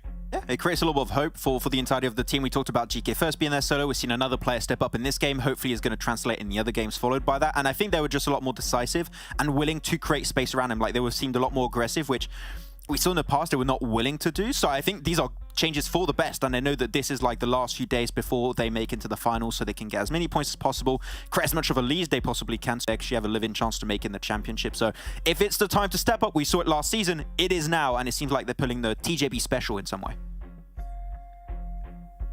You know, thinking about how teams have been playing things out in terms of like what they can and can't do, I feel like we haven't seen teams like, for instance, TJB, they got the zone decently well. Colaris, you picked it because the position that they had within the zone. It shifts away from them, and they have to kind of like fight an uphill battle. But it seems like, you know, MADBULLS compared to them, MADBULLS, doesn't matter where the zone goes, they're always going to make the right decision, always get into the zone correctly, and still fight their way out of it from there. And it feels like teams haven't been able, I can't really think of another team off the top of my head that is able to just deal with hardships as well as MADBULLS has been able to. The thing is, I'm trying to think, because none do on the level of MADBULLS in some way. They look so clean, even against the other CIS teams as well. They look so clean, and it's not just, again, just two players kind of ruling the roost. And we know that Zerich and Effect are doing so well in terms of the numbers, but you saw it just in this game as well. The fact that the other boys around them, they're able to hold down the fort. They are a complete, full building. It's not just the foundation. They are the full building on top of them foundations here, Jason. And the reason I bring that up as well, by the way, is just the fact that you were talking about how Na'Vi already did exceptionally well at PMGD last year, Colaris. And now we see MADBULLS able to kind of be better than Na'Vi. I think none of us can really disagree with that statement. So the question is, like, how good they are reading rotations and rotating for themselves and putting themselves in good positions. Is this going to be the team that we're having an interesting chat, right? And I'll talk for you, Max, as well here, because you were saying you'd love to see MADBULLS at PMGC and kind of employ these strategies and use them where they can. And I think that, as you say, the fact that CIS has already been able to claim a second place at PMGC bodes well, considering that these teams can stack up against the likes of Na'Vi here to be able to push them forward. So if they do get there, amazing, but we'll see. Yeah, a little bit of time to get there, but they still are looking fantastic. Like an ALT, a CCT. Let's head over to J&B with John Allen and Blake. Cheers, JJNM. We're going into game number 2. It's Miramar. Of course, we're going over to the desert. We had a classic game of PUBG Mobile from MADBULLS. They played it absolutely perfectly, I would say. I don't think they put a toe out of line, no howlers for them. We're going to be going into Miramar, seeing if they can repeat that process. Yeah, I mean, for MADBULLS, I think it's that timing that really comes into effect a lot of times, right? Where they're able to make those moves when it feels appropriate, when there's a lot going on, when teams don't expect it. And making those moves as a team, as a unit, seems to be the really, really big thing. And then towards that end game, Effect kind of takes control of the team, and then they just follow his lead, which works out really well. And with Zerish being able to find these cheeky knocks all over the place, obviously topping the meters over there for MADBULLS in that last game, that's when things start to get really, really nice for that team as well, because a lot of those players are very, very good. Effect is very strong when it comes to, you know, making those big clutch plays. But when you start seeing Zerish stepping up as well, like, you are really struggling, because a lot of times when teams coming into those engagements, you know, if you know it's MADBULLS, you're thinking, right, we've got to watch out for Effect, we've got to watch out for those off angles. Suddenly, you know, Skills, Monkey, and Zerish are also huge contenders. Like, it's hard to deal with this team because they really are a handful. It can be all too much. And I mean, there's a reason that these guys are so far at the top of the overalls. It's because they play like that. Unfortunately, for the rest of the teams in the lobby, they're going to have to all compete against that and see what they can eke out of this. And I think as well, you could look at Pioneer as well. I said last game, I wanted to see what they could do. They've been very, very consistent, probably the second most consistent team, I would say, after MADBULLS. And I mean, maybe VIRTUS.PRO coming through as well, although their second phase was potentially less strong, but I mean, they have kept it all up. But I think Pioneer, for me, is a team that I'm really going to continue to watch. As I said, last game, they did very, very well. It felt like they played quite nicely in those final circles. They did lose a player early, but I liked it. I liked it from Pioneer. We'll see what they can do here. I mean, for VP, one thing that they really struggle with a lot of times is these elimination points, right? From phase 2 to phase 3, this is still becoming a bit of a problem for them, in which case these fights aren't going so well. The rotations are good and they're able to put up points where they can, but when it comes to that full-on brawl, they just don't seem as strong as we'd hope to see other teams. I mean, they're still doing very good with this, despite the playstyle being super passive sometimes. I mean, you look at just look at phase 2, for example, 152 points. Now, this is tied with a lot of good teams in the lobby. Na'Vi, only 4 more placement points with them with 156. However, 147 elimination points for Na'Vi compared to VIRTUS.PRO's 99, which is a real outlier within that top 5 bracket. And then you look over here in phase 3, 89 elimination points for MADBULLS. Now, that's an outlier in itself. 58 for MUERTE, 73 for TJB. Go down to 5th place, 61 for Na'Vi, 6th place Eastern Stars, 61. You look at 4th place VIRTUS.PRO, 98 placement points, higher than anyone else in the lobby right now, but 43 elimination points. They are really lagging when it comes to these team fights. Do need to step it up, and maybe that's the story that we're seeing, is that a lot of these strong teams kind of maybe don't have the power in the fight, but MADBULLS just like saying, actually, you know what? Let's do both. It's fine. Don't worry about it. Yeah, I mean, most teams here are looking pretty good when it comes to being able to get the elimination points as well as the consistent placement points. It really is just VIRTUS.PRO who looks strange in this upper bracket of teams who are able to make it through each single phase and get a high placing. These elimination points will come back to bite you, though, later on, because sometimes that's all that lies between you and taking up a 3rd, a 2nd, or a 1st and jumping up. When it comes to those last games, yes, you can grab a 1st place. It's not always likely that you're able to consistently get that chicken dinner, but what you can consistently get is those elimination points. And if it's a case of, you know, you're 4 points behind, you're unsure whether you're going to get that 1st place there, you do need to really pull up those elimination points as well. And from elimination points, you get chicken dinners. And we see that with MADBULLS all the time, where they take control of these circles and are able to find some good third parties and make it happen from there. TJB, on the other hand, another great team at the moment in phase 3. 3, which I'm really liking the look of. Aggressive, and plays a very different style to most other teams in the lobby, Joe. Yeah, it seems like they have really turned up the gas and try to keep that pressure on, right? I mean, we saw that in the send that they took in that last game, going up, choosing the right fight, making sure that they were in position. It was unfortunate going down to Pioneer at the end, but you can't win them all, unfortunately. And the right decisions in general earn you more points. And that, at the end, is really what it's all about. I mean, earn more points, you're going to win, right? So if you're making those clean decisions, those decisions that get you a higher expected value, as it was with that specific push in the last game, even when you lose, you know that you make that decision again, you might win it next time, and you might earn a lot more. Yeah, it's the taking of those positions around the circle, which is when it becomes very important to have that team fighting capability. And I think for TJB, their playstyle has remained the same throughout the entire seasons, right? Throughout most season, it's remained the same. They take aggressive splits across the entirety of the map a lot of times, aggressive splits between buildings. It's very Chinese meta type of deal when you go and watch PEL. Now, none of the other teams in this lobby really play something similar. Yes, you will see teams taking a 2-2 split sometimes when it's necessary, when you want to hold two sides of a road, when you've got two compounds there and you're comfortable to do it. But for TJB, they really do like to take up a lot of space. Now, it doesn't work out so well in Phase 1 and Phase 2, purely off the back because GK First is doing the majority of the work for that team. When you take those splits, you have to be confident in every single player. Now, I would say TJB would work a lot better if they played as just a singular unit in that Phase 1 and 2. You come into Phase 3 now, everyone looks like they're pulling their weight, they've pulled their socks up, and now suddenly, that playstyle that wasn't working at all in Phase 1 and Phase 2 is really starting to shine. I don't like that it took this long for them to practice it to make it work, but I now hope they stay together as a team because something's starting to click here, John. Yeah, it's good to see. We'll see if they can overcome that bonus point deficit. At the moment, it's looking to be around 15 points over some of the top teams, which will expand as the final bonus points start to come through as well. You're probably going to be looking at about maybe losing 30 to 40 points on some of those top teams.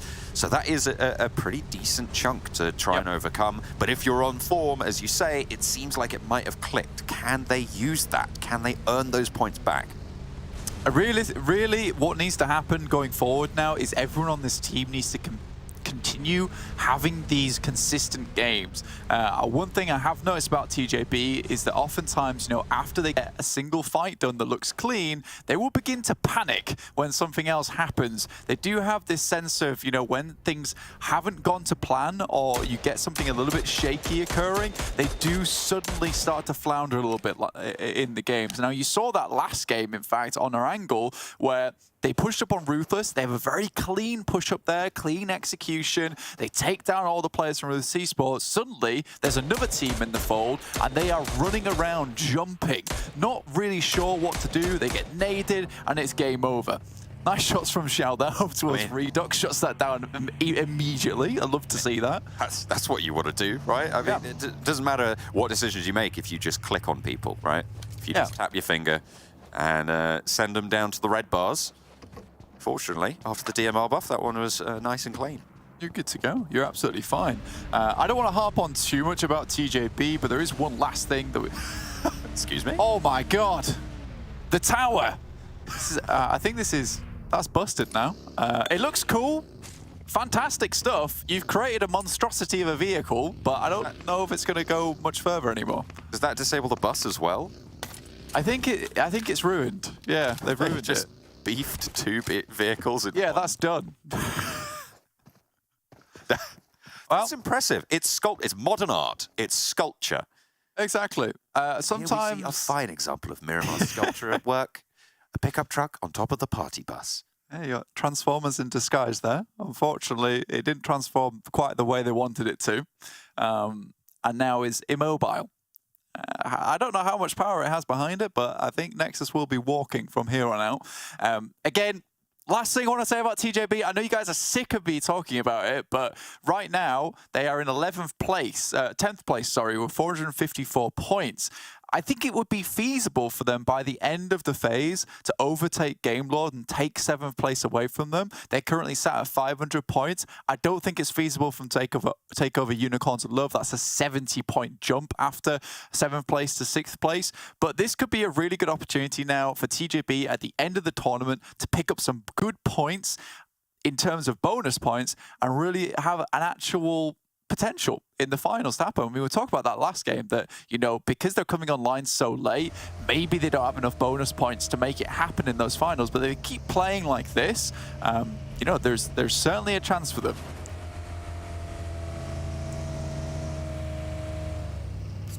And one chance is all they might need, hopefully, moving forwards. Pioneer on the hillside against VIRTUS.PRO with Oversight down onto position, taking a couple of shots. 2 players on the front for Pioneer. They have got backup as well around the way. A lot of damage sent in towards Corker's vehicle, but escapes. Maybe not unscathed, but with full health bar. Yeah, at the moment, obviously Corker subbing in for Mir right now. It's an interesting one to happen. Now, I don't think Mir was particularly bad on the team, but I think maybe giving Corker a chance in these last moments. Slightly strange considering the amount of synergy you must have built up over those several games. I say several, but we've had many games so far, John. But over the few phases, it does seem weird to throw him in now. 63 games they've played together so far this tournament. That's you're right. It is a little bit late, but maybe that's what they're looking for. A little bit of reinvigoration, some new dynamics to come through and really keep them on their toes. Sometimes it's easy to lull yourself into a false sense of synergy, and what you need is that little spark. Maybe that's what they're looking for. Na'Vi fending off against Shockwave on the northeastern side of the circle. This is near Graveyard, just to the east of or southeast of San Martin. Nade over the top slows down the push. Terminus is repositioned away. Na'Vi disengage. Yeah, just getting away from this one at the moment. It's not really worth it. They understand that there's been a few moments where getting caught on this edge side has not worked out for them. I think for Na'Vi getting closer towards the circle or ahead of teams where they can start to scout a little bit further, you can see, or we can see that they've actually sent Kitsune quite far down past Lebendita. They want to know that this area is clear before they start taking engagements. The amount of times that Na'Vi has taken a fight and then suddenly been brought low by a singular snake, it's too often to count, honestly. And I think for Na'Vi, they're getting, quite frankly, sick of it. So changing this up for them is not a bad idea whatsoever. I think, you know, taking a little bit more caution, I think that's literally the phrase I use every single time around Na'Vi, is a good thing.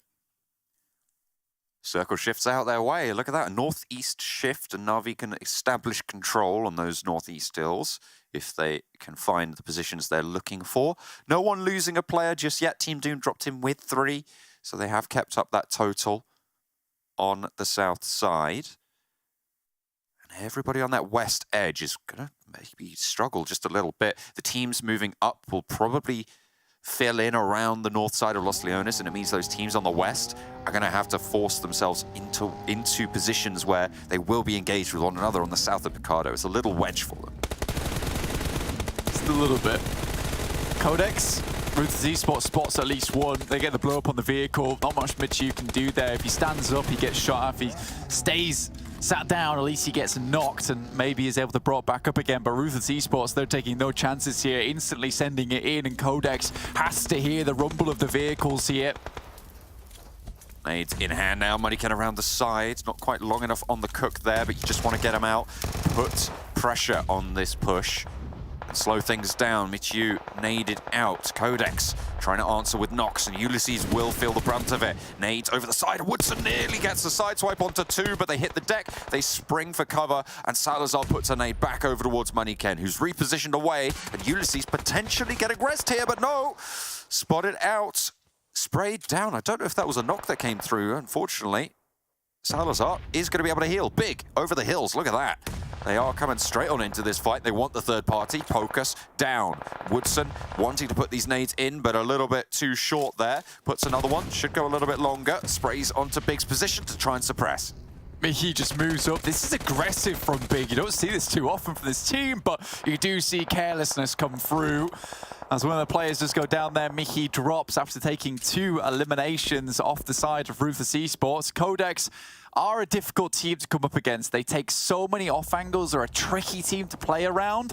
Maniken drops the Molotov, runs away with maybe the cover of the actual Molotov in tow, but I think that was rather bold, honestly. Beast falls back, gets back to cover, will look for the flush as well before Woods can get to the tree. Really no chance that they can take that res, but the information from Woodson could prove to be invaluable. Doesn't want that in the hands of QODEX, so Beast takes that one down. Now just Maniken remaining, but will be spotted out by Mazzaro there. 5 eliminations for Big, picking up off the back of this engagement between RUTHLESS Esports as well as QODEX. QODEX, again, I'll say it twice because they are a tricky team to pin down. A lot of off-angle setup, a lot of baiting plays, and I think for RUTHLESS Esports, they're expecting just to crash in after that first knock and then just tear apart the rest of QODEX. Unfortunately, hardly any of them were even playing there. North shift, Take Aim Gaming on the southeast side. Probably going to be getting ahead of the curve on this rotation, but they will be moving into territory currently controlled by Na'Vi on the ridgeline. NEXUS now behind them on the side swipe. They've been spotted. Toffees doesn't take a lot of damage there, just a little bit. And the shots come on through. I think that's from Na'Vi, potentially. Coming on back. No, hang on a minute. Take Aim Gaming are in the fight as well. Redox spotted, flushed. NEXUS down to 3. Yeah, a lot of these teams just suffering under the brunt of just the amount of open space that is involved. I think Na'Vi would have hoped for a slightly more south circle as all the predictions come in there. There's Trazen, though, on the off angle towards Tixi. Lin can at least try and find one. It's just Yankee now. And Shulika on the off angle does manage to get something done. Hang on a minute. GK first takes out Lin there. 3 players alive for TJB against the 2 on the hold for VIRTUS.PRO, but the res will bring Corker back up and bring them into 3. Xiao trying to reposition. Tuluka spots it out. Micro Uzi versus UMP here. Molotov knows the position behind the boxes, puts it a little bit close towards it, but Tuluka repositions away. Actually was pretty close, but not going to cover off the corner. Tuluka swings out. Close range. It's the UMP to win out, but 3 bullets are going to be pumped on into Xiao and force the reload there. Dadaev is in, and MUERTE right up the hill with only the 1 player left standing. TJB will have to fend off around the foothills. MADBULLS fall away. They reposition out of this engagement. They know they need to take the fight forwards. Yeah, it's MUERTE. They come in for a little bit of revenge. They actually took a huge amount of punishment there from VP, but see the fight's ongoing between VP and TJB and decide to actually come back in. This is probably one of the safer areas for them currently, but they will have to move soon. The circle is getting terribly close to them, and VP will finish off that final player in Dadaev. 3 eliminations so far for the guys from VP. TJB, though, realize that this is a lost cause and decide to just try and move into the circle with the Golden Mirado. Hopefully brings them a little bit of luck here. Gonna have to go far and fast and through a lot of trials and tribulations to come. The party bus, anything but fun right now, and they don't gonna be celebrating Corker getting knocked there. Only the 1 player making it on through for VP, but that is still 1 player alive. Unfortunately, that's not gonna last too long as Yankee goes up in smoke. TJB in the Dorado. Zittel obviously driving and GK first in the passenger seat. I wouldn't want anyone else in my passenger seat, to be honest with you. This guy is unbelievable. Keme takes shots from Mickey, I believe, from Big, but GK first finds the spray down on the way through. This man has been absolutely driving at home with those sprays. Goodness me, that is really strong stuff coming through, keeping that tracking going. Very, very nice. Pioneer holding on the south side at the top of the hill against the MADBULLS push. Pioneer looking to control this one out. 3 players total as they lost Black-White earlier. Effect, though, up for the challenge. They want a rematch from last round. 4v3, but Havlet goes down early. Fash up for the fight. Effect sprays around the side, but Fash sees to it that will not go any further. Will need to get to the circle as the MADBULLS try and strike out ahead of it. But Fash is going to be slow, needs to reposition in the buggy, swings out wide. The blue zone is there, very, very close to it. The bleed out is strong, and Fash will not make it through. I think it's just Izumitsu now. MADBULLS engaged with the Eastern Stars in the meantime. With 2 of the Eastern Stars down, they're banking on the fact that Effect has fallen, but Bazzi not so lucky. That's big as well, still taking shots. That's over towards that western side. They dipped out early. Now GK first steps up, tries to look for a little bit more, but it will be skills that takes down more of them. 3 players for the MADBULLS, 5 eliminations, but maybe they don't expect another team here. Skill just runs through, hands open, just ready for GK first to take him down. This is the wedge of teams that were forced together, Blank. It's all chaos because of that position, because of the circle. They are forced into these engagements and they are having to fight through. Somehow, the MADBULLS keep 2 of themselves alive. TJB is still going. Big are fighting with 4, all the same on the southwest edge. They have got a lot of control right now if they can keep a hold of this fight. GK first tries to move forward. They look for another vehicle, maybe hoping to dip out of this one. Back in the passenger seat, this guy is the turret. Leaves this fight to the guys from Big now. Just 2 players from MADBULLS over the ridge side. Na'Vi still dealing with Shockwave over towards the east. 2 players still within the circle, though, can start to move over that ridge line. Big starting to want position in this next zone as well. They're worried about their back, but the blue zone will push, and it will push hard now as the zones start to get into the later days.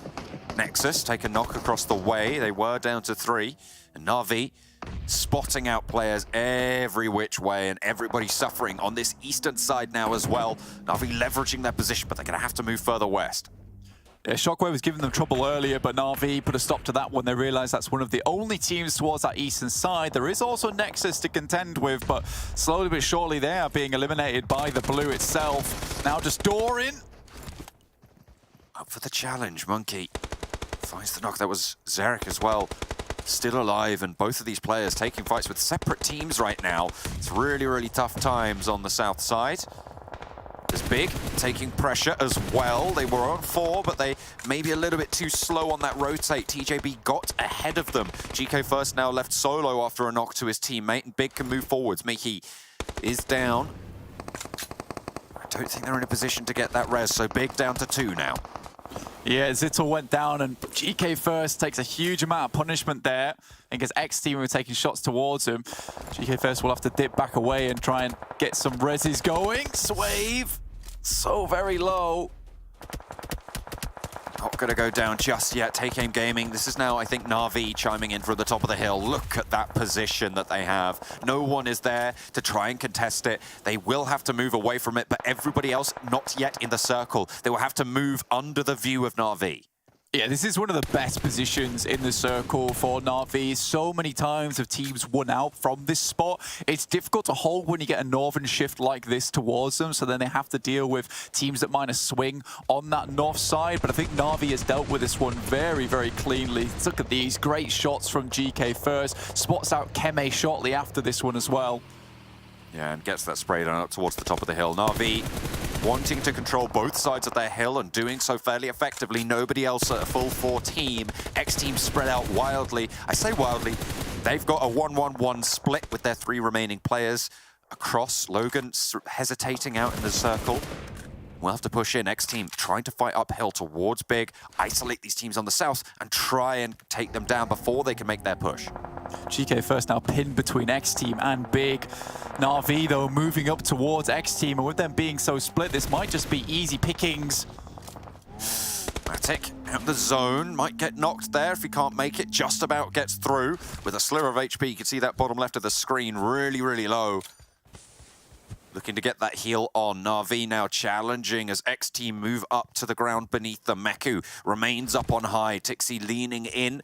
Should spot the gun there from Logan. Moves forward, sees the player, goes for the spray, and it's good. Tixi, you wouldn't expect anything less from him. Nightmare in the vehicle. Wants to try and get that challenge, wants to try and get the drop. Swave trying to hide in his own vehicle, but out and down. GK first sees to it. The solo player from TJB, 8 eliminations on the team and guaranteed 4th place. Yeah, takes down the entirety of Big All is lonesome so far. GK first has been doing some unreal work and now lined up into 3rd place. GK first, goodness me, him alongside Zittel. This Golden Mirado certainly has given them looks so far, even moving up towards Na'Vi's position. Doran on the back right might outlast GK first if Na'Vi turn their attention his way. Doran will have to crest that ridgeline sometime or other. GK first, actually still fighting. Shots down range. I mean, why not? At this point, everything you get is gravy. You're happy with this game so far. Na'Vi with 4, though. They played the position beautifully. GK's position is known. Doran spotted, backed off behind a rock. Kitsune wants this push. Meku is there for the backup. They know the position of the 2 remaining players now. They can fully put the pressure on. And they can line it up, create that firing line. GK First wants the challenge. Meku up, Tixie down the hill. Will be able to win out the first, but unfortunately GK First can go no further. Doran does, in fact, win it out in the end. First aid to seal the deal. Meku down, Kitsune maybe suffering a knock there, but Na'Vi, no way they lose both of them. Doran wants the flush point, and he will be able to find it, but that's all that he's getting. Na'Vi take the chicken dinner.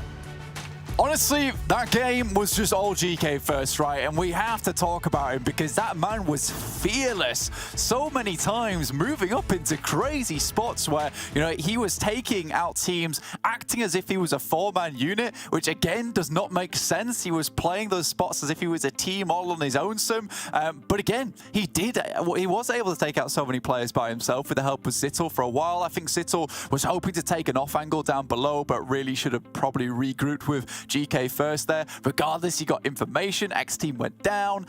I just cannot believe what I was seeing there. Again, that fearlessness does come back to bite him though. It challenges Na'Vi with 4 players and isn't able to get that second place, which would have been great in terms of rankings. But again, Na'Vi, all the boys on the desk predicted them. Again, it's one of those positions on the map where it's incredibly hard to lose from, especially when you get a hard shift towards the north like that after they'd already seen the guys from Shockwave away.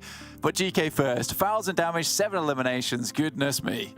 He was on an absolute tear that game. I mean, it was very impressive. And it's a thing that we highlighted towards you highlighted towards the start of the game, Blank. I mean, this is a team that has been trying to take a lot of wide splits, but GK First does most of the heavy lifting. It's, again, the GK First show. So in terms of TJB's points, sure, that was good. In terms of their reformation, as maybe we've seen over the course of this tournament, it kind of was a little bit of a slip. It was, but again, you have to look at it this way. They took the fight between them and VP whilst all the while taking shots from MADBULLS and Pioneer fairly well, to be honest with you. And I think the main reason you see GK First getting all these points is because he was one of the only ones survived alongside him and Zittel. I think Zittel did a great job getting him into positions, great job at holding his off angles. And when it came to that end game where, you know, there's so much space that is open in those final circles, he does a really good job to just live and get those individual points where he can. And Big really drops the ball, allowing him to get so many points over towards them and not clearing him sooner. That southwest crunch between Picado and Los Leones really punished a lot of teams, and nobody was able to weather the storm that Na'Vi were bringing, taking the chicken dinner on Miramar. Boys, as Max said, that was the freest win of our lives, the freest point. With all 3 of us choosing Na'Vi, I think it was like 12, 13, 14 minutes of time where they didn't have to move and just had to wait for teams to come to them. What a great win by Na'Vi to close things out, but a good attempt by a few other teams in there, as well as, I think it mentioned Big, Lars, from our watching, doing some decent work with 15 points. Yeah, I mean, we saw Swave as well as Beast, even just as 2 players left alone later on. They were effectively in the lion's den when it came to that south position, and they were surrounded by so many players. But they still converted quite a few eliminations just as a duo. So I think for Big, this is pretty decent points coming in for them alongside it, 15 points. And again, another TJB performance. Very happy to see it. Yeah, I mean, we saw on GK First was, what, 7 of the 8 elims. That he was so good, okay? GK First was so good on this game. He even eliminated Lin of his own team. He was just on the table. He was like, oh, damn, crossfire, mate. I'm sorry, but misclick. Yeah, that happens. But yeah, TJB seeming like they've been able to, you know, build that momentum after the first 3 days of this third phase, which is good, is what we wanted to see as the best time to improve right before the finals. But, I mean, Na'Vi, they drop Cobreria, right? You give them northern shift after northern shift. You give them also high ground position. They can have the massive split to get all the information. If all of us predict the same team, it's pretty much they got a given game. So they play it well. They remain as a 4-man. Easy. To be fair, Max, whenever you select the same team as I select, I do get a little bit worried. We tested in PMWI. Like, if me and Kalaris pick the same team, Kalaris is no blessing overperforms my curse. So we tested it already. Yeah. Well, you know what, MADBULLS, they were tested in that game. 8 elims, the 3rd highest elims actually in the match, with only 1 placement point. So again, showing even if they do go out early, they're still going to take a lot of people with them. As you look down the rest of the list here, VIRTUS.PRO, unfortunately, only 3 points. PIONER 2, MUERTE 2. Some rough times for some of these CIS teams, but also some rough times for teams like Eastern Stars here, coming in 15th place, only 1 point and 0 elims. It's bittersweet for Eastern Stars because really going into this entire event, they were one of the only teams that could contest with Game Lord's position for PMGC. Now it's pretty much, like, it's not even pretty much, right? It's impossible to catch up to Game Lord. Game Lord will almost 100%, unless something weird happens, be the team to make it to PMGC. So yeah, a little bit tough, but hey, you're talking about big here, Kalaris, and yeah, that hold on MADBULLS, not an easy one, but they got a few limbs off of it. As I said, this really was the lion's den. Because of the way the terrain works here, all of the teams in the south were channeled into this one hill. Okay, that was cool. To be able to, you know, and thus, you know, whoever is able to triumph from the amount of eliminations that were coming in from that angle, fantastic stuff for them overall. Like, either west or east of that position, it's very flat. Nobody wants to go for there, so they all had to channel up that direction to try and make it work, and not a lot of people survived. And I even just realized, even if you just wanted to contest with Na'Vi in the first place, while Na'Vi had that high ground position, you have to go down into a valley, then back uphill. So pretty much mission impossible right there. All the teams fighting in the south. If you survive, then you have to go in the valley, then fight Na'Vi. You can't. Na'Vi had just got the perfect spot, and the win was. If they didn't get the win, I would have been genuinely surprised. But luckily enough, they get it. I mean, you know, the thing is though, Bax, you're saying if they didn't get the win, you'd be surprised. Honestly, if it was like a different team, if I'm not going to name any names, but there's only very few teams at the moment in our lobbies that I would feel confident saying, okay, if they had the zone like that, they're going to get the chicken dinner. I feel like other teams are capable to fight their way in, whereas other teams just really can't defend that position, unfortunately for them. But one team we got to talk about here, as you mentioned it before, Clark, so we're going to talk about Big a little bit here and take a look at their player stats. Because again, it's important to talk about these boys. They've had a rough time in the first couple of phases. They did have a glimpse of looking better, but unfortunately haven't been able to rise back to that kind of stature. But we can see SHOCKWAVE here leading the charge with 608 damage and the 2 elims. But Beast, not bad to see him again with the 4 elims. He was typically the player we saw with the most elims on the team. Yeah, I mean, it's not too surprising that they would take casualties coming in from that southwest side, considering, as I mentioned, the majority of that is quite barren in terms of cover. Then they were able to send it into the middle of all of these players and somehow still get some eliminations off the back of that. I think that is absolutely a success considering the game and the nature of it. Because unfortunately, for all those teams down in the south as well, even if you do come off the back of winning any situation down there, you then have to rival up against a difficult Na'Vi that Max has already mentioned in terms of their position, and it's not going to go their way. So if you find yourself there, you know what? Go for as many eliminations as possible, and that will be your win condition for that game, in effect. Okay. Yeah, and obviously Big still have way more chances to get themselves some extra points, and I believe they're safe at the moment when it comes to getting into the finals. I'm not actually 100% confident on that now that I think about it. I don't remember where they stood when it came to points. I think this should be okay. They were in 15th at the start of the day, so... Not so safe yet, but we'll see. They still have some time. It was a 76-point lead, though, on 17th position. So, like, with 3 more days remaining, it is very comfortable. Unless they have, like, a horrible next 3 days, which they got themselves a few points here. But there's a chance. But I think that if they have a good day today, like, they're in pretty much, Okay, well, we saw something during the highlight reel that I want to bring up, but I'm going to give everyone a heads up. I want to see this twice. Once in normal speed and once in slow-mo. Now, here's the challenging part. Maxman, when it's in slow-mo, I want you to do all the sound effects for this fight. No, it's not slow-mo yet. Okay. Oh, okay. Oh. I thought that was one. Okay, I'll wait. So now you got to slow that down, Max. I want to see the slow-mo version of it now. And Max, I want you to do all the sound effects for what happens. This is your challenge, and if you are correct, we will give you 1 prediction point. Oh man, okay, I'm good. But if you're good, not correct. If you do it well enough, so we can rerun that one more time in half speed as Maxman is getting ready. So all of his vocal prowess. He's moving his mic. You wish you had these vocal cords. Yes. Yeah. Here we go. Oh no. Oh, Ace over there shooting down. Oh, I got him. Yes. Honestly, I wasn't going to give it to you at first, but when he started adding, he's over there. This was horrific. Oh. Even John is saying terrible. He doesn't write often. He actually went out of his way to say it was terrible. Okay, thank you. I thought it wasn't bad. You know what? I challenge John Allen to do a better job of that if he's going to call you out, okay? At least you went for it, Max. I committed. Max does give it his all when we ask him to do something, to be fair. So, yeah. Well, we could ask you to do your Blink impression, but we'll save that for another day. Let's take a look at our overall standings, though, and see where the teams currently stand at the moment within our third phase of play. And we will see MADBULLS, 181 points, able to move themselves up to first place. Keep in mind, it was MUERTE at number 1 when we started the day off. Ooh. Big jump up from the big three here in RV, TJB, and MADBULLS. And I mean, we said Unicorns of Love currently the only team being able to represent for Western Europe. Well, hey, TJB being able to replicate that, and can they still hold on to it? From what we've seen so far, it seems like that's the case. I mean, did you just say big three and include TJB in there? What? Wait, no. Like, I mean, the big three of right now. I mean, the big three of right now. I mean, not the entire tournament. Otherwise, okay, well covered. Yes. But that is surprising, right? The fact that TJB is currently in second place. This has been a great start for them today. This is exactly what we were hoping for. Sanhok's coming up next. Actually, I wonder if they're not in that group. I'll have a check a little bit. But you know, ultimately, what a step up from them from phase to phase. Hopefully, this continues.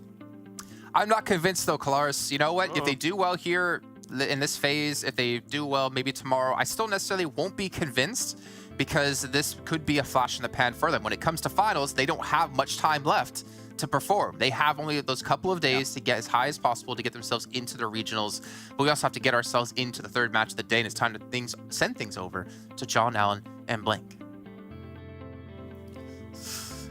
Hey, look, I didn't mean to do you like that, Max, but like, I admire the commitment. I think it was very, very admirable. I absolutely loved it. It was awful, though. Like, I want more of that content, please, in the future. I'm ready for the Maxman VOs on the fights. What can I say? Yeah, I mean, that's kind of mean of you, man. I mean, I think he really put his all into it there. I thought it was good. It did kind of like get a little bit weird towards the end, right? Yeah, the ending, not so good. There was beginning, no though. The beginning, though, I was like, wow, this is a movie director at work. This guy knows what's up. Max just said that was Oscar worthy in the chat, and I mean, yeah, sure. Let's go with that. It was really, really good. Well done, Max. Moving on. Sanhok, blank, cut down the middle on the plane path. Easy drops for everybody on board. We're going to be looking at those newly dubbed big three of the phase. Absolutely. I mean, right now, this is getting a little bit spooky for some of these teams. GK first overhand, 8k damage, 1,100 over effect, which is kind of unreal. MUERTE down towards Sami, maybe looking for another podium finish. Now, this is something that has consistently happened for almost the past 7 Sanhoks. So it would be a shame if it doesn't happen now. MADBULLS, though, 181 points, and TJB 165. Unfortunately, will not be here on Sanhok, though I would say that's a blessing for them today. I think their Sanhok gameplay, maybe not the most amazing in the world. I think that's kind of a false positive coming from our last Sanhok, where they were taken down by MUERTE right at the end, but usually it doesn't go that smoothly for them. They had a very, very good position down towards the southeast side of Quarry with high ground to play around with, so there's not much a lot of teams there could have done. MADBULLS over towards Paradise Resort, and we'll just be boogieing on out from that position. Hard northern shift on the circle. The Northwest Island as occupied as it will ever be in this phase. All 3 of the teams that normally drop there have indeed found their footing. Eastern Stars, with that Northbridge cross potential, will Game Lord challenge it out. Na'Vi, potential to cross on the south, or they could try and swing around north, go across maybe just to the west of Boot Camp on the river on the swim. Have to wait and see. Big, we've seen boats come out for them before, but they have been guarded out as well on that northern side, so they will need to be careful. Yeah, teams are starting to get very wise of the big push coming through recently, so I don't think that many teams will not be expecting them to either take a boat down from where Miki's playing on the southwest side. I did a little bit of digging in that last game whilst we're waiting. I know VP's not playing here, but with Corker jumping in the lobby, I have to talk about, maybe why they did this, right? So at the moment, you're seeing Old Boy with 2,700 damage done. This is the beginning of phase 3, just the first 3 days. Tulika with almost 3,000 damage done, Yankee with 2,500, but Mia's down below with 1,935 damage done. Now, I've always seen this guy as like a very good support player for the team. However, maybe he's just being a little bit too lackluster for them. And bringing in Corki here is maybe a chance for him to show what he's worth here in those last 30 days before they make a true decision coming into the finals, at least give them a chance, right? So far, hasn't been exceptional for VIRTUS.PRO. They are starting to slip down the rankings slightly, but that might be just why. So there is definitely something there, and it doesn't lack reasoning. No, I mean, I mean, obviously, they're one of the stronger teams in the lobby, trying to make their mark here. You don't want to just let that one slip. And bringing Corker in gives him a chance to show his prowess as well, as you say. So we'll be waiting to see what he can do to fit in with the rest of the squad as time goes on. Not this game, however. QODEX in Kampong, southeast side. You actually have 4 Romanian men down to their southwest. Lakawi drop coming through from Ruthless Esports on their north side, so they'll have to probably push through that. Doubt they'll go all the way out to Quarry, but they might be in for a challenge on the hills near Ruthless. Yeah, potentially. It also might be potentially that Ruthless don't even realize that the guys from QODEX are playing down here. Is a typical drop spot for Ruthless before heading over towards that western side of Quarry when it does shift down towards that south side. For them, though, there is an easy enough rotation up towards the north. Death Machine takes a 2-2 split, picking up the position that VP usually plays down towards Camp Bravo. XTEAM's still in this area, though. On the other hand, Unicorns of Love, again, another game where they can potentially shine here. We've seen multiple times that them getting caught out and rolled on their rotations down towards the south or over towards that northwest side. They tend to have a much easier time of it, however, when they play up towards Cow and don't have to move too much. ARB, spot out Take Aim Gaming. ARB, one of the crucial teams, actually, looking at the overall tables. They're on the chase for Death Machine right now. Both of whom are playing in this game. ARB sat at the moment 33 points behind Death Machine. It's a recoverable gap, but right now Death Machine in 16th place. This is on the overalls blank to see who qualifies for the finals. ARB are behind, so they need to make up those 33 points if they want a chance. Take Aim Gaming over the hills, past Unicorns 11, seemingly filter through the cracks. Toffee's last at the back, rear guard will not go down either. Yeah, that's unacceptable, to be honest with you. I feel like at least one of those players should have been knocked there, so it's very unfortunate that we don't see a single knock coming through from the guys of Unicorns of Love. I'm not sure what exactly happened. You normally expect just that goes really badly. You roll straight through a team. But, you know, sometimes that's just how it goes. Maybe they're more preoccupied with other engagements going on. I mean, they're pressuring on Take Aim Gaming. MADBULLS have a lot of neighbors right now in Paradise Resort, probably more than they've had in a long, long time. Take Aim Gaming, for their role, their position, they now have a solid northern side compound. Yeah, exactly. Which is odd that, you know, Unicorns of Love would let that one slip past them so easily. This is a position that Unicorns of Love would have ideally liked to have held. And for Take Aim Gaming, I believe they will have started down in ruins. So this is one hell of a raz up towards that northern side. Na'Vi currently looking to hold out NEXUS, coming from Painan. There's a lot of teams on the northeast side. The MUERTE still down all the way in the southwest. Eastern Stars did go across the bridge big and moving up to that northern point, and Na'Vi swung across that trifecta compound blank. So they are going for those rotations that will probably kind of be expected by a lot of teams. Northeast side starts.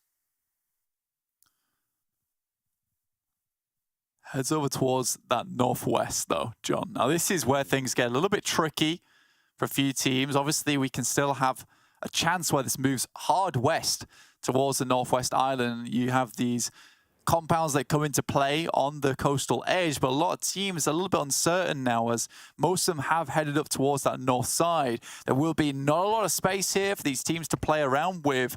Everyone has to get a little bit careful and wary of these positions. Look at that spray down from Beg for Mercy. Does pause, doesn't go for the second, instead goes for the flush and gets knocked in response. I think he sort of expected the player up front to keep moving if there was another guy in that vehicle. I'm not sure if Hamodi moved over to the other seat and took shots backwards. Either way, it's a pretty interesting play, right? You just stop dead once player gets knocked out and you assume that's just a solo player who's rotating. Nade goes over the top. Na'Vi, at least Meku, knows roughly the situation that they're in and the direction the Nexus are coming from. Nade over the top for Meku.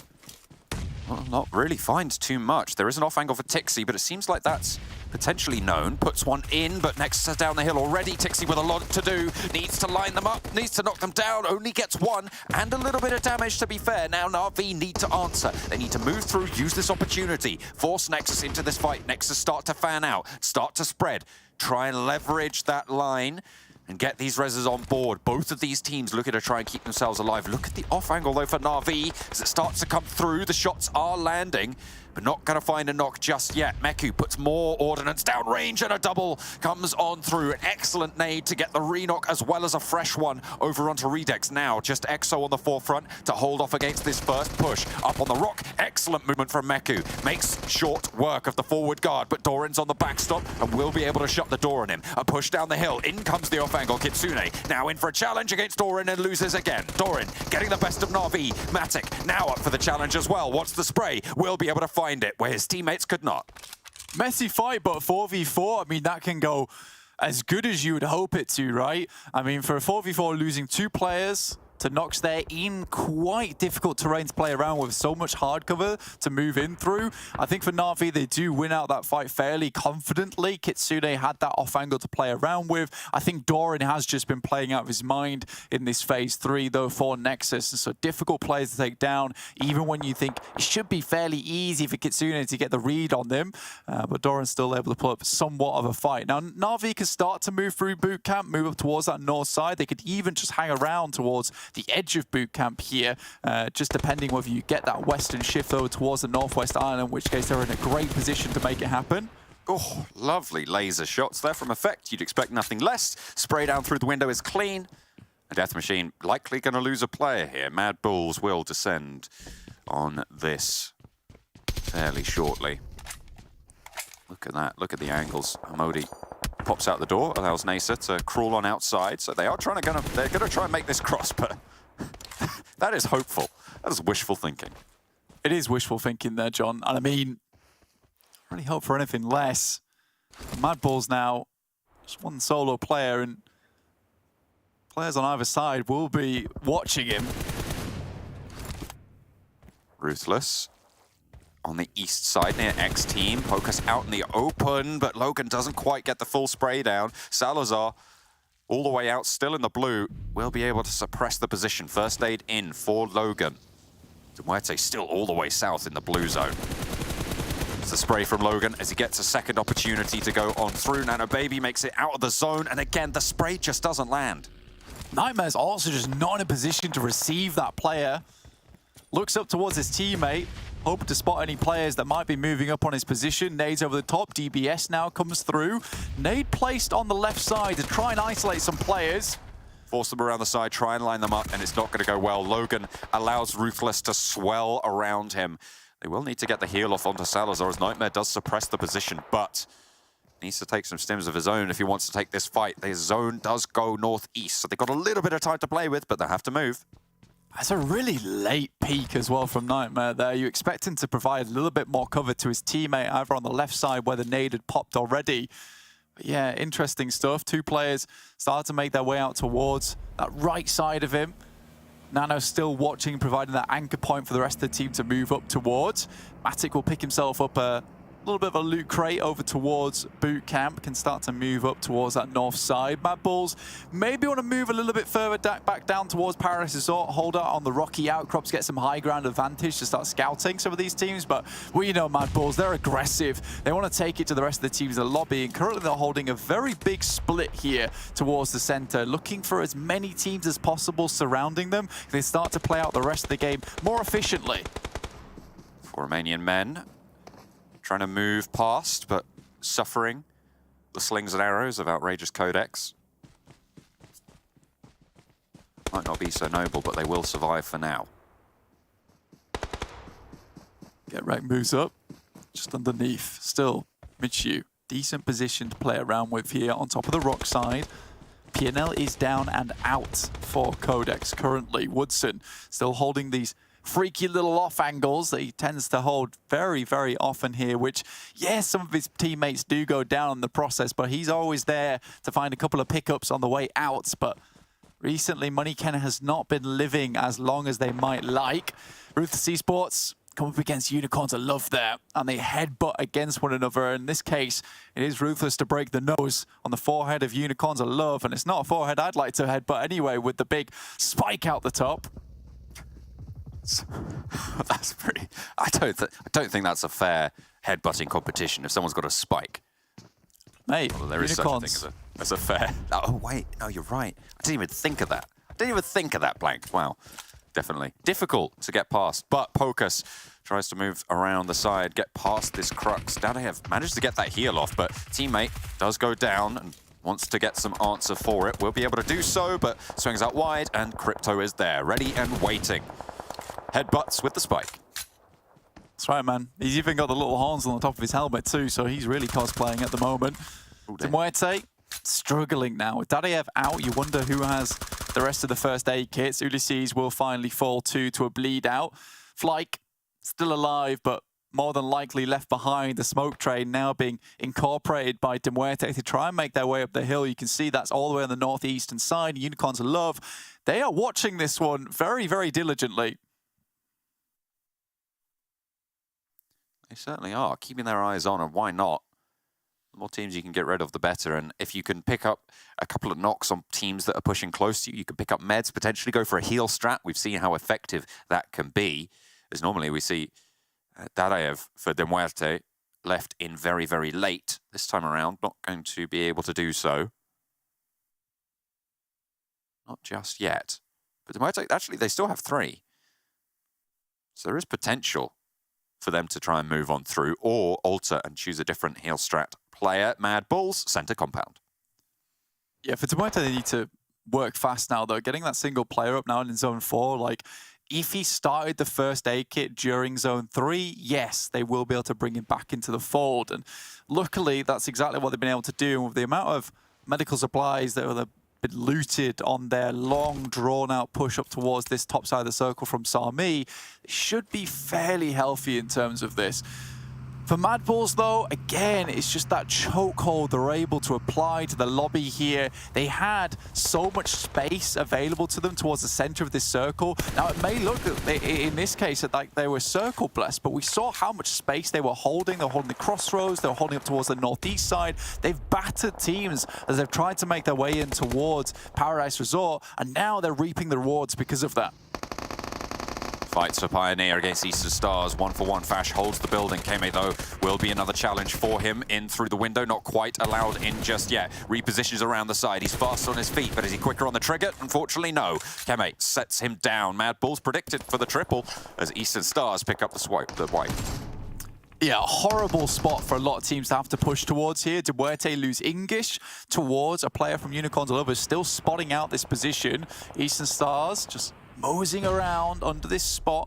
This is towards the southwest side as Big have tried to make their way across the bridge. A little bit too late here for them. Hammer was able to take down Matic, but there has been a refrag between that fight of Arabian Champions and Na'Vi. However, there is a timer on that one for Na'Vi as the circle starts to push in from behind there, with Meku going down as well, and no refrag to be found. Na'Vi's beginning of this fight is looking a little bit scary for themselves. ARB are dallying here. They aren't going for the push. They're not going for a full flush. They want to secure this res and instead going to allow Na'Vi to get some reses of their own. The zone probably won't allow Meku to get back up, but Na'Vi at 3 is still a force to be reckoned with, especially with Jamaz yet to get back to fighting form. If Tixi lands shots like that, it's going to be all the harder. Tixi goes down to follow, but there's another player behind the rock. Tixi likely to get flushed here. Matic speaks out and wants the refrag, waits for the bullets to exhaust themselves in the mag. It was well principled and Wadea falls. Madbulls. Now just low HP players on the inside. Only Jamaz, the freshly healed player, and Amodi to stand up. Matic out in the blue. Kitsune as a bat stop. 3 players alive, but Meku will bleed out. A nice shot coming through over onto Jamaz, and the rest of the players go down. It's just Kitsune and Matic remaining. However, Na'Vi stay alive on the south. And that is perfect for them. Again, there was a timer on that fight for Meku, getting up nice, close and personal. Definitely stuck it to the guys of Arabian Champions. Kitsune also able to find 4 Romanian men, and that's going to make their approach into the circle much, much easier. Kitsune with 13 first aid kits, maybe just looking to take a leaf out of the book of MUERTE and maybe just go for the heal off here, which wouldn't be too bad, but still has to get a little bit further in. With only 13 first aid kits, it's not going to take you too far in this game. And seven eliminations, and remember, he hasn't looted the ARB squad just yet. They did move forwards, but they didn't quite get all the way in there, so that I'm assuming there's probably at least 13 more to be picked through. Get wrecked, still bleeding out. 4 Romanian men trying to push further north, away from that engagement. QODEX holding out on Paradise Resort, and it's paying dividends for them on the position. Interesting position of this circle as well. Moves off towards that eastern side, and now you've got Michiu and the rest of QODEX currently holding on the high ground with 4 Romanian men underneath. Eastern Stars push up towards Game Lord at the moment. Akashi laid a little bit low. Not going to go down just yet. The blue zone might do the trick, though, as Keme pots an aid over the top. Bazzi has been knocked in the meantime, probably leaving them down at 2. Zerek trying to take shots over towards Game Lord. The Game Lord are repositioning. The blue zone is really, really punishing here. It pushes them towards the Madbulls. I think everybody on this west side goes down now, or they go for a heal strat. Yeah, I mean, for them at the moment, it's just sightlines galore for Madbulls. There's no real way of ingress for them. Matic might even be able to take down Eastern Stars as they make their way into the circle. He's currently pushed up, trying to cause some chaos within the blue. Give more time for Kitsune to heal. I think they already dropped all the first aids over towards Robs. We'll see if that is the case. Na'Vi is still going for Matic with 1 first aid. As you say, Kitsune probably going to have the lion's share of those. Keme spotted. Shot down actually by Madbulls from across the way. Still on 4 eliminations. Unicorns of Love on 8 on the north side, but they've got a hard south shift to contend with. Yeah, and just Robs is in it, all on his lonesome there. We'll just send directly central. He's gone. Now he's gone. He's dead. He's out of there. Fortunately spotted. I mean, typically that would happen with the open space down towards that bottom side. But again, a little bit of high ground for QODEX to mess around with. Madbulls moving through the tree line, but it's Matic to spot them. Fortunately for him, he's instantly refragged. Kitsune still going out in the zone at the moment. You've got Kitsune, Mazzaro for Big, going through on the heal strat right now, and everybody else is going to try and contend closer to the circle. So only 2 healers at this stage of the Sanhok. Madbulls, they move back up to the foothills of Paradise. 10 first aid kits for Kitsune there. We'll keep him pretty for a little while, but maybe wants to move up towards the circle. If he can get in towards those end zones, that's good for him. Mazzaro, unfortunately, is spotted by the Madbulls. It will be the play zone to take him out, though, I believe. Still on 6 eliminations for the Madbulls themselves. Unicorns of Love moving up. DBS just on the outskirts here. Close range on QODEX. For Crypto to take the shots, has to reposition away from the rock. The Molotov is there, but he crawls away from it. Nicely placed, a nade in hand. Wants the cook, and slows QODEX. A nade over the top, and it finds a lot of damage, but doesn't get either of the knocks. That allows them to heal, but it also allows them to push forwards. That is so much damage found. Icy could prove to find a knock on the back. Puts it long, and Woodson repositions away. A little bit longer on that cook, and that would have been curtains for Woodson. Icy once more. 3 nades still to go. A little bit left on the nade, and Unicorns of Love yet to make their mad push as Madbulls move on up. I think for Icy, it's not a bad initial grenade there, even though he doesn't cook it very long. What he really was looking for was just a little bit more extra time so they couldn't heal out. He repositions them during the heal. That's fantastic. Woodson's still low. Crypto has to run away. Laid a little bit low there by either a nade or the blue zone itself. Now just Icy remaining for the team. Looking to get a few more points, especially with this going all the way north on the circle. You'd hope they'd pick up some numbers here. Oh, MADBULLS gets spotted by Woodson, but he gives his position away as well. The blue zone will push him in. Effect and Zarek will be on the lookout this way as well. Easy pickings for the duo. Mikiu and Maniken as well now operating as a duo. Actually get one and get two. Effect and Zarek, both those players at the forefront will fall down. 5th place for Na'Vi in the meantime as their heals run on out. The 2 players from QODEX actually moving through against the 2 from MADBULLS who have to reposition around the bottom of this cliff. They will be left on 2 players, Blank. There's no way they can get these reses, certainly not both of them. No way. You wonder how many more first aids as well Icy's got. Can he draw this one out a little bit more? Blue zone will envelop the 2 from the MADBULLS. Maybe they'll be able to bring them back up again. The effect, and now time is ticking for Moneyken all on his lonesome. That was so close, far too close for comfort, in fact. In comes Icy. He's in the zone, Blank. Finds at least one, but I don't imagine he's got many first aids left. That nade should do the trick. And it will be Moneyken to face off against the MADBULLS 4 as they move on through, looking to try and take their second chicken dinner of the day, and there it goes. Effect closes the door and picks up another chicken dinner for MADBULLS today. That's 3 on the phase. They're only 1 off that 4 chicken dinner mark that they found in both the previous phases. I think if you look at MADBULLS as a team and their ability to keep all 4 players left alive in those final moments every single game, it really is a testament to how careful they are and how good each individual player is as well to hold off on their own. A lot of times they're able to take these small pauses while 2 players are able to pick up the slack, take some shots towards teammates, teams that maybe aren't watching their way or teams that are looking directly at them to just give more time for those reses to come through. That seemed like such an unlikely position to get 2 players back up on their feet behind that rock, but you saw the immediate position they took as well, running along the top side to instantly get behind that little bit of rocky cover, so they knew exactly what they were doing and when they needed to do it. So it's fantastic stuff.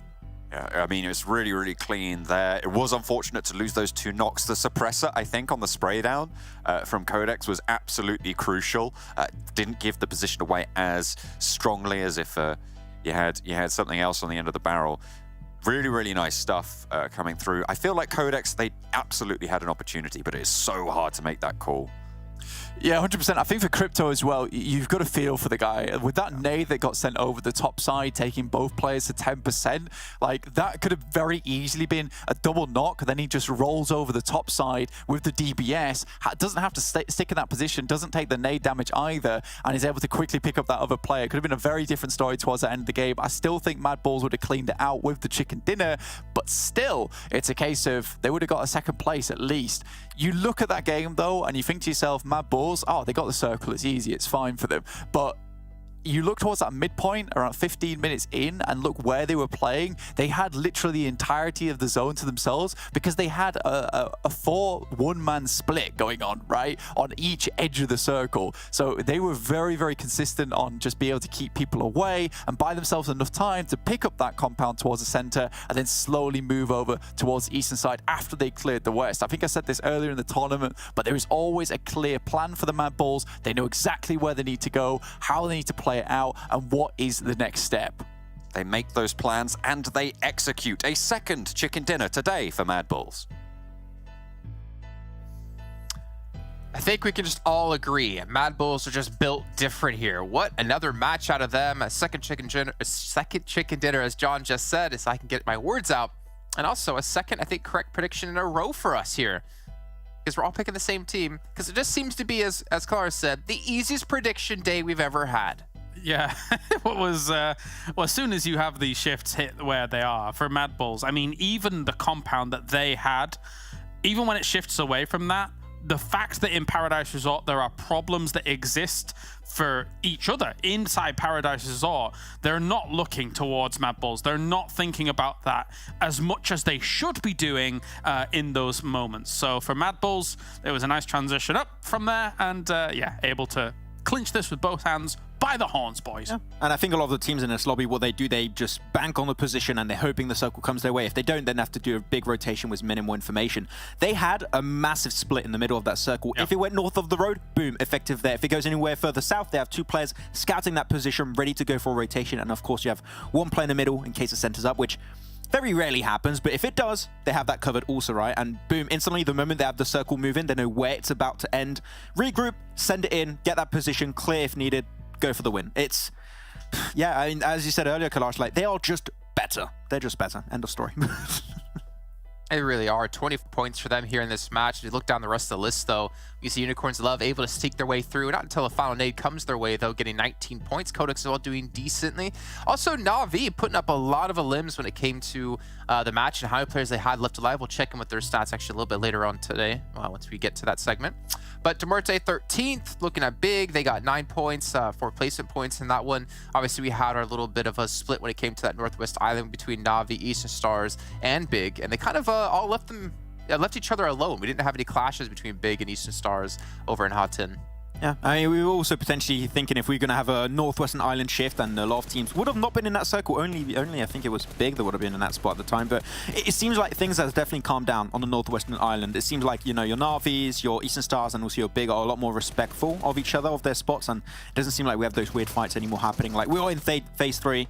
Things are just a lot more smoother now as things have moved on. But yeah, things are still getting interesting. Still a few frags going to well Eastern Stars, which they needed. But yeah, overall, it doesn't really matter for them because you know Game Lord's going to be the ones to qualify. But this fight in particular, I know you were talking about it, Jason.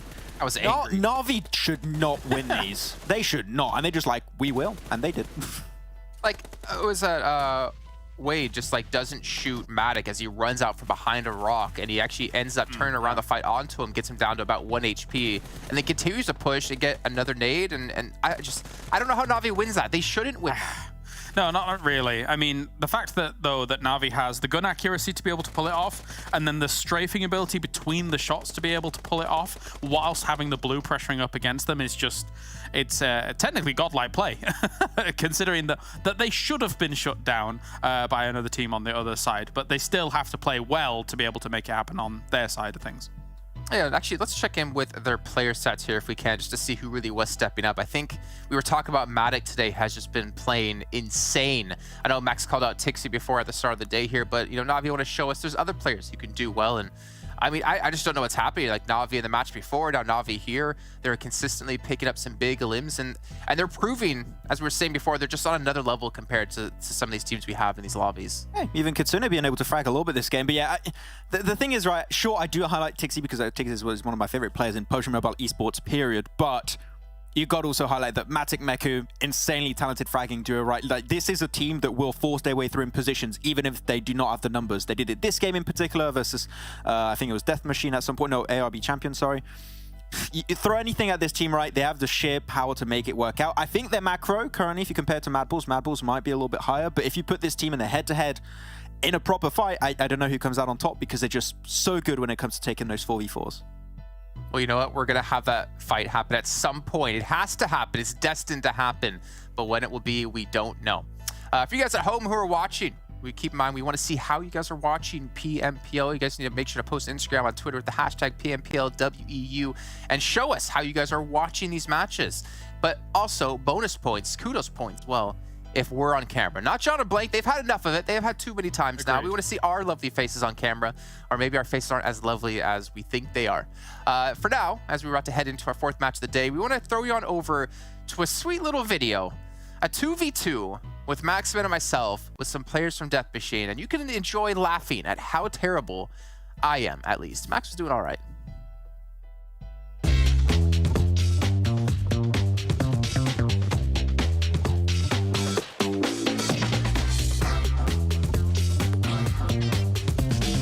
All right, where we going? Okay, let's go. Okay, wait, you go too far. Slow down!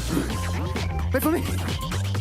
There is a reason I am talent, not a player, because I am garbage. Yeah, I know. Bruh. What? Hold on.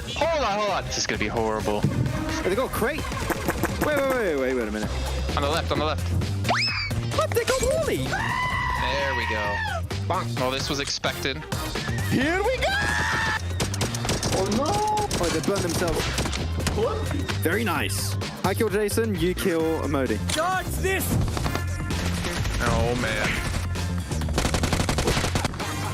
Damn, this smells good.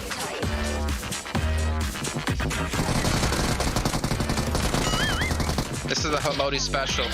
My goal is to kill Max at least once. Wait, where do we go? Do we stay together or do we split? What is that sound? Oh no!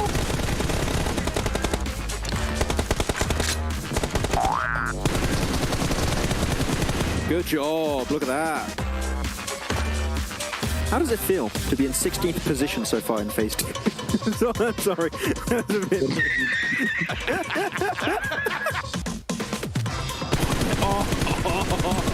Look at that, big boy spray. That's it, max hacking, calling it now. He's a cheater. I have an idea. They'll never see this coming. No, Jason, don't do that! Whoa! No, I had that one. Jason wanted to roll on me. Thank you for the save, bro.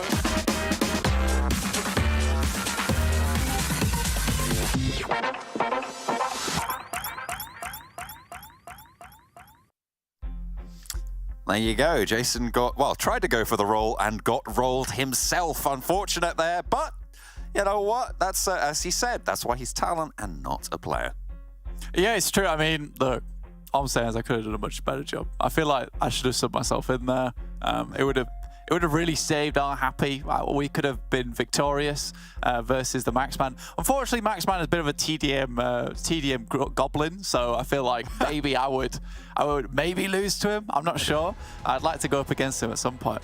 Maybe in the future we do a 1v1. I'd like to see that. Okay. Talent 1v1s is just to see who would take home the bacon. Maybe we'll put that to the content team and they can decide. But you know what? Let's refocus on some 4v4s and maybe even more than that, Blank, because we are getting into match number 4 today. It's going quickly and it is going exciting as well. A Western plane path. Yeah, actually, I'm going to bring it back because I'm going to 1v1 effect next and win easily. Yeah, easy. I mean, I think you can do it. Yeah, honestly, I only commentate because I couldn't find a team, but because I was that good, really. So. Yeah. You're just too much of a you're just too talented, and everybody else is threatened by your presence. Sorry. Am I casting with Carnage now? Is this? You're right. Yeah. I had to relegate myself to a casting position. It just wouldn't be fair on the players. Yeah, that's right. That's right. But heading into this one, obviously MADBULLS, 205 points, just absolutely killing it today, doing some really good stuff. Honestly, just with the positioning that they take and the movements they make after those positionings, I think that you will see other teams within this lobby that kind of panic off the back of bad circles that don't really assist them. But for MADBULLS, there is always a way and always an opportunity when it comes to these shifts. So even if they get a hard shift towards that eastern side, they're constantly thinking about, well, how can we make this work in our favor, which is something you really do like to see. MADBULLS back on Erangel, where they tend to perform very well here, and you also have Na'Vi up towards North George, so a clash potentially on the cards with two teams being so close to each other. Never mind, it's going to head over towards that eastern side, in which case you will see MADBULLS make that quick exit from Primorsk and Quarry and zoom past farm, maybe into this circle over towards the eastern side. A little bit of a heftier parachute jump for Game War, with this plane path being all the way on that western side, does definitely promote an interesting game. It certainly does. There's going to be interesting conflicts potentially around the central area of the map as teams try and drop on those vehicles. No one losing a player just yet, Blank. Actually, seemingly fairly isolated, but we're on board with Shockwave and MUERTE, as Hakoni tries to hold the challenge around the corner, will do well for one. The Bison, a lot of bullets, an early game with a lack of armor. It's really devastating. It's working well, and Hakoni finds 2 against Shockwave in a solo engagement. Striker is there, sure, but you just don't want this engagement. No, this is bad news. MUERTE down to 2 now. Obviously being at the top spot at the beginning of the day, but suffering some pretty bad games so far and not being able to get too far in towards that Sanhok. One of the first times we've not seen them get a podium finish. Terminus is sent down. Now Striker looking for a little bit more with the M4, but only 3 bullets remaining. Terminus downed on the off angle there. 2 players for MUERTE as they come in with some fragging power of their own, but Dadaev now the last player standing. Can't heal off here. MUERTE reposition their last player. That's... I don't know if he kept the crossbow there. Not entirely sure. That would be cool to see. But no, it does go back down on the floor where it belongs in professional play for the moment. As the rest of Shockwave swell the waters. I've seen some good plays with the crossbow before, particularly in Pachinki. I think I remember seeing like a triple with a crossbow come through. Now, both players from Shockwave will send the nades in. The first one's perfect, the second one wasn't even necessary, and that's MUERTE down in 16th place. So slowly slipping away on those rankings as teams above them start to shoot out in terms of performance. Death Machine playing on school, or trying to leave it now, it seems. VP pretty close by. They're moving up to South Rozhok Hill. So they find the exit. There it is. No, they were just looking out that way. Okay, they're moving out to the east. I mean, fair enough. The circle pushes them that way. 4 points on the day for MUERTE. It's good. Not looking too hot, man, unfortunately for them. So hopefully they can bring that back a little bit. But already, you know, MADBULLS were behind them, but have shot out to a 50-point lead on the day in front of MUERTE, who were in first place. So their lead is really fallen behind now. With Na'Vi as well, 177, TJB 165, looking to keep those points healthy in this Erangel, our fourth match of the day before our last one.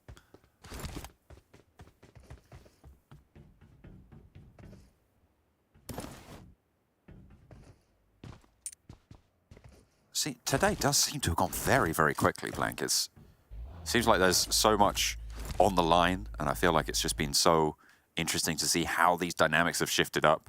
And we've seen TJB be their stronger selves. We've seen their strength come on through, GK first. Surpassing, I think, pretty much everyone, especially for the Phase 3 MVP title, if not the overall one. I think there's still a long way to go for him on that title, but NFect is very, very far ahead there. But still, GK first has had a corker of a phase here. And speaking of, corker being subbed in for VIRTUS.PRO, it's a lot of new, interesting dynamics. Yeah, it's been an interesting day, that's for sure. We've seen a lot of different things coming through. Some of our top teams not quite performing how we'd hope them to. VP certainly need to start thinking about how they want to change some of their dynamics in terms of gameplay. Hakoni here really being a star player for Shockwave. Unfortunately for MUERTE dropping on this position with next to no loot available, and by the time he's reloaded the AKM, he's already on the floor. So it's again, because of that west playing path, MUERTE's not able to get into a position that's too acceptable for themselves, and they just have to drop towards farm side. I think that they would have maybe liked to drop down towards Sosnovka, but the last time they did that, it went very poorly versus Unicorns Love. So they try something a little bit different, but instead get caught out by another team. So for MUERTE, their drop spot on this western side of the island seems to be in a little bit of conflict at the moment. They can't quite find the right backup drop that comes into effect where, you know, they don't have anyone else playing with them. A swing around there and you roll up to VP. That's it. There's no way you get away with that. Lin goes down. TJB, get the information, sure, but we're still 15 teams alive, 59 players here. It's not ideal to lose a player that early. Not at all. And they'll nab the vehicle for their troubles as well. So thank you very much for the delivery, sir. I think for this push in particular, it's not something that TJB were expecting. Yes, they like to expand out and try and get some more control at Erangel early on, and Take Aim Gaming currently chasing down GK first a moment with a blinder. Luckily, he's able to dip behind the ridge, but I think that is one of the vehicles, actually. It's fine, the wheels are still looking fairly healthy, but that's one getting popped out now. The wheels on the buggy keep going round and round, it seems. Trying to get the spray down, and there's an answer. He turns it on its head, swings it around, and the foot table is on the other shoe right now, Blank, as another spray comes through. GK first is lighting him up. Take Aim Gaming, don't know what hit him. Zittel falls, sure, but he's still going out in the open, trying to take the challenge as Toffee's spraying out towards. The position is now isolated. Xiao moving through, getting it off angle. Toffee's still trying to pepper those shots on in, but Mind is down, and they might want to isolate that spray. Toffee's repositions, and in comes the push from GK first. I mean, for this play in particular, there's still a chance to get Zittel up, but Haj moves in quickly, but GK first finds the spray down once again. This is looking terrible for Take Aim Gaming. They thought they were the predators, but it looks like they were the prey in this instance. GK first cyber bullies them out of the lobby. That is unfortunate for Take Aim Gaming. I mean, this is payback for their roll up in that Sanhok game, Blank. They rolled straight through Unicorns of Love and nobody died, right? So I feel like you win one, you lose one. It's fair. I mean, you're chasing down a solo player. You think that life should be easy going forward. Unfortunately for them, GK First has got some seriously different plans, right? Able to just quickly jump out and then get a couple of knocks coming through. Again, it just goes to show, right? You see Take Aim Gaming, everyone taking shots towards GK First, and just how much better of a player GK First is than a lot of other players within this lobby when he's turned on. I think that, you know, when they switch that machine on that is GK First, you get a very, very, very different result. And I think we're only starting to see that now in Phase 3. Yeah, I mean, it's a diesel engine, right? Sometimes temperamental, sometimes it sputters. But when it gets going, it is so hard to stop. GK First seems to have put them on the rails to victory of this phase, potentially. I mean, they're challenging out the MADBULLS right now. The MADBULLS have got a game in hand over their points total as of now. After that second chicken dinner on the day, I mean, you kind of expect that. But TJB, they have been playing very, very well. Third place, actually, for TJB at the start of this game, as Na'Vi did very, very well in that previous game. Playing on a level playing field right now, but yeah, we're looking for more from TJB. Try and chase down those MADBULLS. Yeah, it looked like it could have gone very wrong there for them as well. Going down to just the 2 players, but really quite a big save on Zittel when it all looked lost for them. And going down to 2. With 3 players, it's certainly acceptable to play out the rest of the game and go for a high-placing finish here. Shelter seems to be very much occupied at the moment. VP up towards that northeast side, looking down towards Nexus, and Shockwave are currently playing around this spot. Quite open. A lot of the times it is just these little rocky outcrops on top of the entrances towards the underpass that is very important to take control of, and Nexus has control of at least one of them. Got that little anchor point, but Shockwave have a few of their own. No one really doing more than jousting right now. Little spikes out, but nothing dramatic. Nothing heroic right at this stage. They tuck their capes away and send away for the hills. A lot of teams here not quite looking for anything as of yet. Again, it is that western plane path with the heavy eastern shift on the circle that causes so many of these problems and so many of these fights early on. For TJB, it's not something they expect VP, usually playing Rozhok, to instantly send towards Mansion. That is a very much altered rotational path for them. So again, I think for TJB, this is where, you know, those heavy splits start to come into effect and where you start to think about how you need to play around the circle. For instance, you get that western plane path and you get a heavy eastern shift like this, you can't assume to take too much space within the circle anymore. You can't instantly send for Mansion if you're not already there, because more than likely there's teams that have dropped out on vehicles and they will not be going to the traditional drop spots.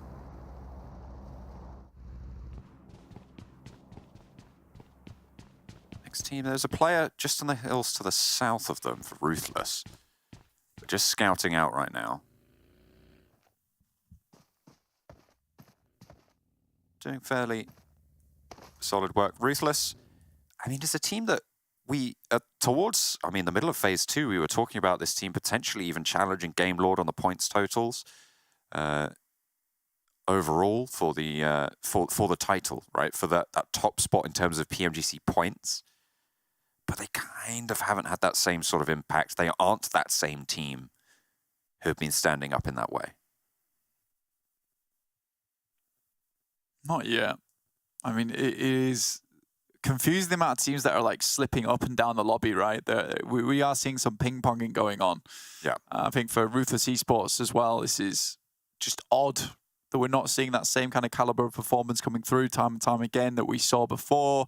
Yes, they're able to find these compounds, but more often than not, I feel like they play extremely over-aggressive, but sometimes can't quite complete the initial plan, right? So you get to the compound, they get a couple of knocks, they're able to step themselves up, but then what then?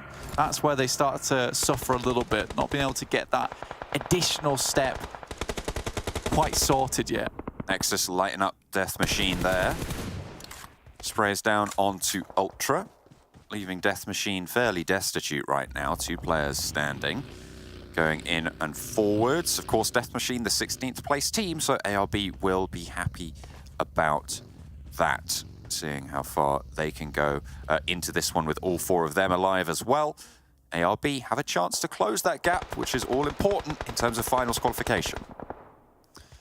Yeah, and I mean, it is a struggle though, because even with that point gap being almost, it's like 35 points, right? You're looking at that point gap at the moment, and it still looks a little bit unattainable for a team like Arabian Champions, because Death Machine and Arabian Champions have been so destitute when it comes to getting any points within these games that there seems to be very little difference going on at the moment. Unless Arabian Champions can really step things up here, I don't really see this moving too much, John. They have got an opportunity here. Every single point they earn on this game, if Death Machine go down on 0, is going to be a close on that gap, right? But you're right, it is not really about single game performances, it's about consistency, and it's something we haven't seen from ARB. This is GK first, turning up the heat and forcing them out the kitchen. He's the stove master now. Line up for the grill. Yeah, someone's going to have to open a window because it was getting very steamy in there with the amount of damage that GK First is able to put through. So we're a little bit worried about this guy sometimes now going up against TJB. It's the type of dude to really thrive on momentum a lot of times, and right now he certainly has a lot of velocity coming into this phase 3. Right at the beginning as well is even more terrifying because he should be able to transition it through day to day, and having that happen right at the start is a blessing for TJB. 3 eliminations for TJB, losing 1 player. Currently playing on the West Hills of Prison. NEXUS still holding those little rocky outcrops that you said were important to control in a circle like this. They will continue to do so, and good thing they did. Look at that shift. Yeah, right down towards shelter itself. So this is, again, extremely open ground. There's some little snake position to play around with, getting your vehicles situated underneath and inside, but again, you can come into contact with teams down there, so you want to block those off with the vehicles early on. Arabian Champions, Jamaz, out in the open, as is Hamo. This is an awkward spot for Arabian Champions to be playing, but everyone wants to find a little bit of the pie here at shelter.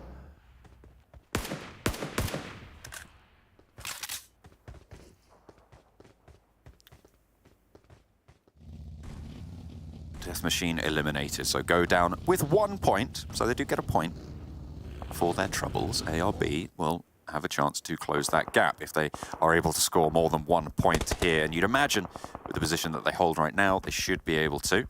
The question is how many.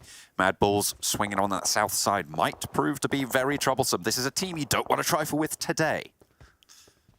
Well, the streak that they've been on, MADBULLS are looking better and better, and coming down from Quarry to be able to swing in here on the circle actually works out fairly decently for them. Skills is going to move up and try and scout what he can. Modi takes shots, but it's a little bit too far away to find anything too accurate. I think right now Skills is have to be most worried about Shockwave, who are on this ridge side. Stops the engine just a little bit, gives him the old beep beep, and then we'll just dip out of here with the support from the rest of his team. Hey, let him know. Unfortunately, Hikoni finds out all about it. Crypto learns him some. Takes him off the blockchain for now. Will be no further fungibles for him this game. I've said enough crypto babble now, and I will stop it, Blank, don't worry. On the southeast side, Unicorns of Love gonna have to swing through, and there's a lot of players in their way.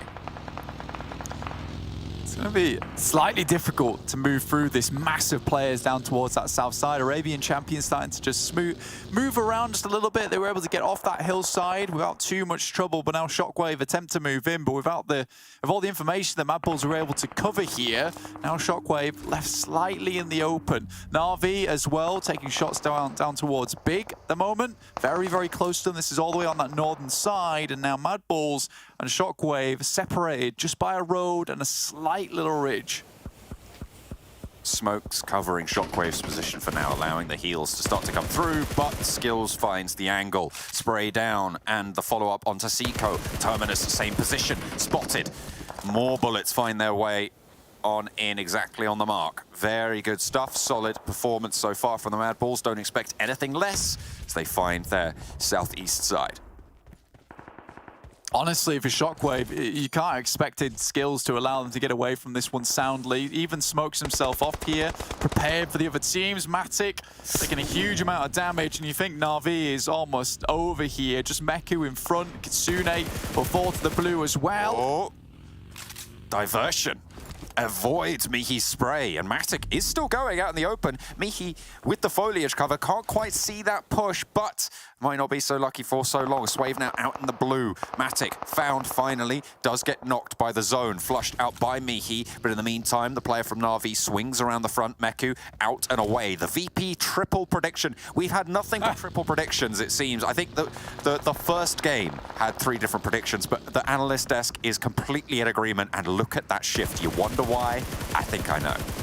I mean, you get that prediction coming in there from the previous circle, and then pretty much everyone's points should be secured now with that shift. I think everyone's very happy with their prediction too, heading up towards that northeast side. With Mansion now held, it's going to be difficult to move up towards the walls around this place. And if VP, with the 4 players they have, are able to succinctly lock this one down, it should be a VP win. We've had a lot of these extremely strong positions throughout the day. Na'Vi's position down towards Miramar, MADBULLS' position on the center of the circle, that compound on Sanhok, and now it's just up to these very, very efficient and well-tuned teams to just send this one out and take it home. Ooh, Effect trying to line up the shots, hits the deck for stability, and will find the knock onto Gonzo. And as well as getting the flush, 2 from MADBULLS move on forwards to try and capitalize on Unicorn's weakened position. Moving on in across their broadside when they know that they're slowing down. I mean, this is a MADBULLS plan. This is strategy at its finest. They open the door and they storm on in with the resistance that they have weakened.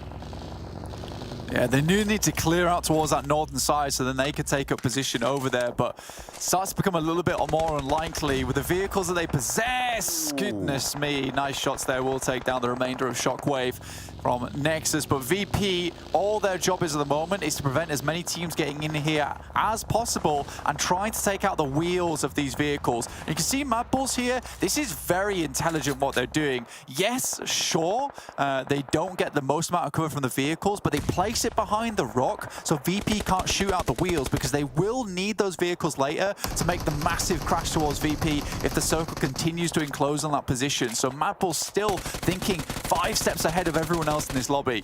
Excellent, excellent stuff coming through from them. They're going to allow everybody else to start to move forward and then take the opportunity when it presents itself. They'll be watching like a hawk, I'm sure. Have to wait and see what they're able to achieve. ARB still going on that southwest side, diminished in forces, only 2 of them remain. Right next to TJB, they have the attention turned their way now. Just Jamaz on that mad dash across, right into the compound for VP. I don't think you're going to go much further.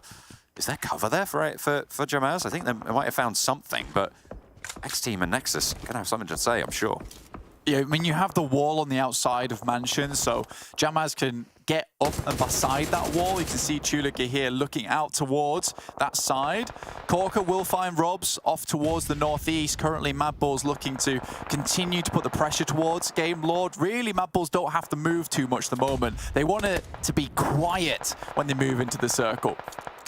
TJB spotted by NEXUS, and a knock and a flush very, very swift on the south side. NEXUS will have to push soon. XTEAM smoking up and making sure that they can get these reses, keep themselves as alive as possible. NEXUS 10 eliminations right now, southwest side, trying to rack up more as well. But VIRTUS.PRO seemingly this insurmountable bastion right in the center of this next circle.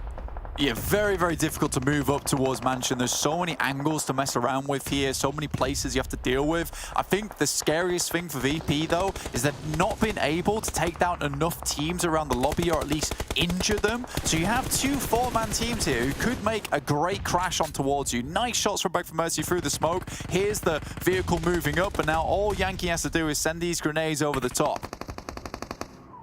Doesn't have too many left in the back pocket, and XTEAM can start to put them back in through the windows as well, so they do need to be careful. Beg for Mercy falls. It's really good news for VIRTUS.PRO to hold out the western side, but they cannot afford to give too much attention here. Luckily for them, NEXUS and MADBULLS are fighting out on the south to make that crash on the other side. Andy is down here. XTEAM suffering fairly heavily. Jamaz is still alive, by the way, Blank.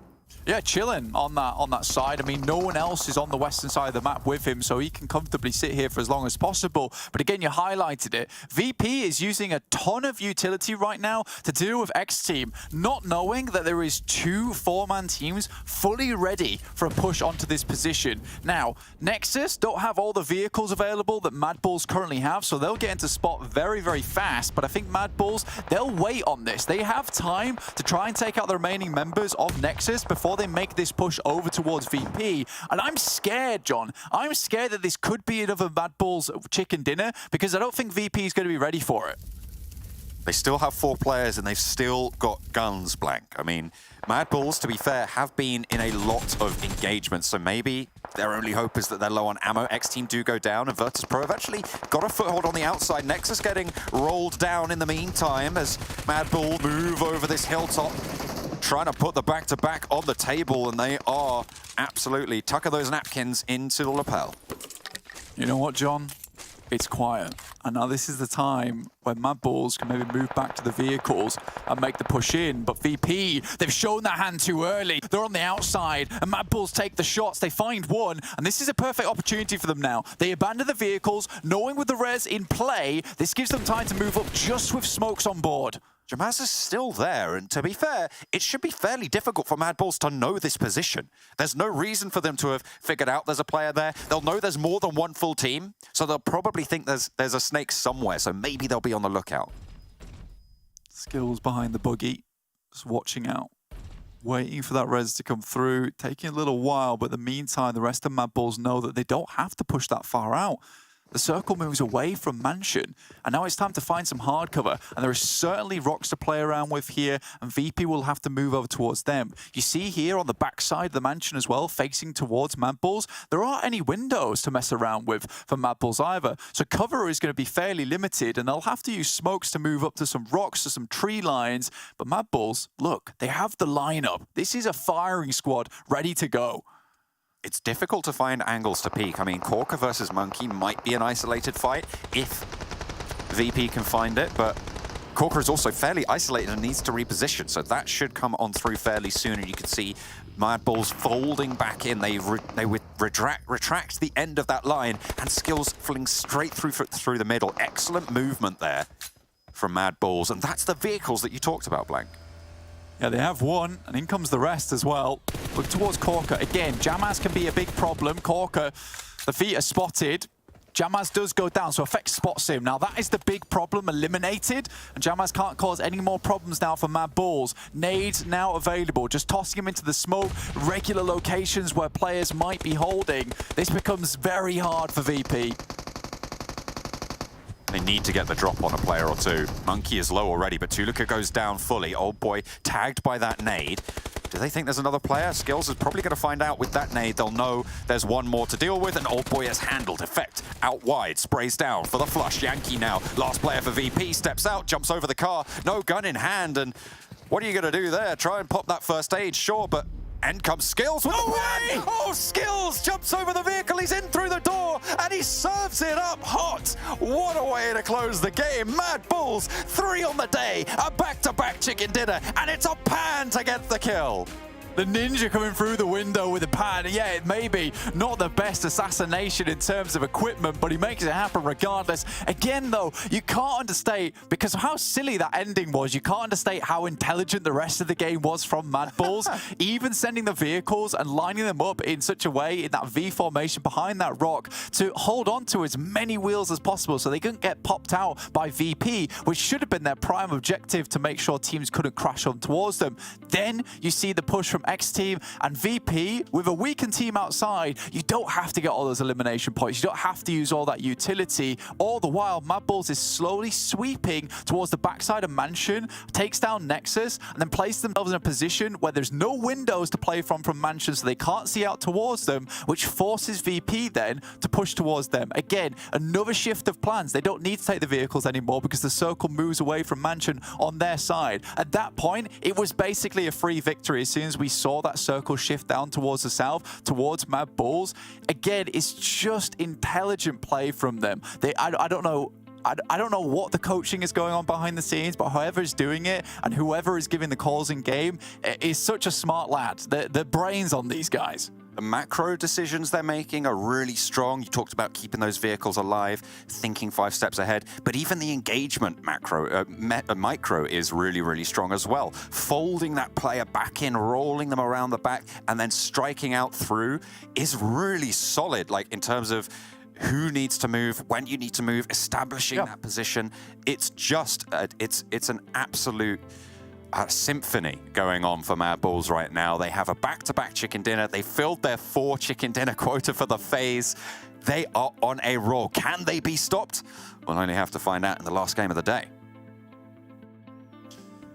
Well, MADBULLS will be stopped at least in the last match because they're not playing the last match here. So that will be MADBULLS stopped by the quota of matches they're allowed to play in a day. So technically, they were stopped here. But MADBULLS, I mean, we all picked VP. We forgot MADBULLS are still alive. To be fair, VP did have a decent position, especially when the zone moved right after our predictions.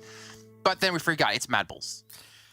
I mean, yeah. Okay, look, we could talk about MADBULLS and how they play this game every single time. Like, VIRTUS.PRO, sure, send their players north. I do not think it was a bad play, personally. I think it was a necessary play. You had 2 teams banking on the northern side of that position. You have to defend it. And even with 4 players, they got, I think, 1 or 2 players knocked. They had to do that move. Then, of course, the circle goes down south. MADBULLS, though, you give them a small opportunity like that, instantly take position, take all of the different angles. You can't escape them. Like, VIRTUS.PRO had to make a decision, and they just have a slight amount of time where you can just backstab them, get a great position on the next circle, and MADBULLS take it because they're so quick to react every single time. It's how do you beat MADBULLS? That's the question. I don't know. I don't know, man. I say everyone's got red on them, and MADBULLS is charging them down. This is a bit ridiculous. Blank was talking about it just before as well, in terms of, like, you know, who is their coach? What's going on? I mean, I'm gonna break faux pas here. They have a guy called Pokemolodoy, who I know from other battle royales, and he played for teams like Na'Vi, right? This guy understands PUBG Mobile. This guy understands the game, and having that kind of mind behind already excellent players as well. It's a winning formula. Look at what they've done today, Jason. It is unbelievable. I mean, on what they've done today, and you pointed this out while we were watching the match, they've won 3 out of their 4 matches, 75% win rate. I think John was saying they average 4 chicken dinners when it comes to a phase. Yeah. Well, they've already beat their average, and they might create a new average for themselves. And the question will be, like always, who can stop them? Is it going to be a team in PMGC? Because that's what it's looking like at the moment. Yeah. If even they can do it. I just checked also the stats for MVP of today. Out of the top 5 MVP contenders of the day, all 4 of the players on MADBULLS are there. They're in 1st, 2nd, 4th, and 5th currently. And GKFS is in the middle there for TJB. But wow. Yeah. The thing is, when you look at these highlights as well, there's a reason to a degree why we picked VIRTUS.PRO, right? We all picked VP. Like, this wasn't as clean cut as the previous games where we're like, okay, we're sure it's going to be Na'Vi. We're sure it's going to be MADBULLS. This one, I love this. This was brilliant.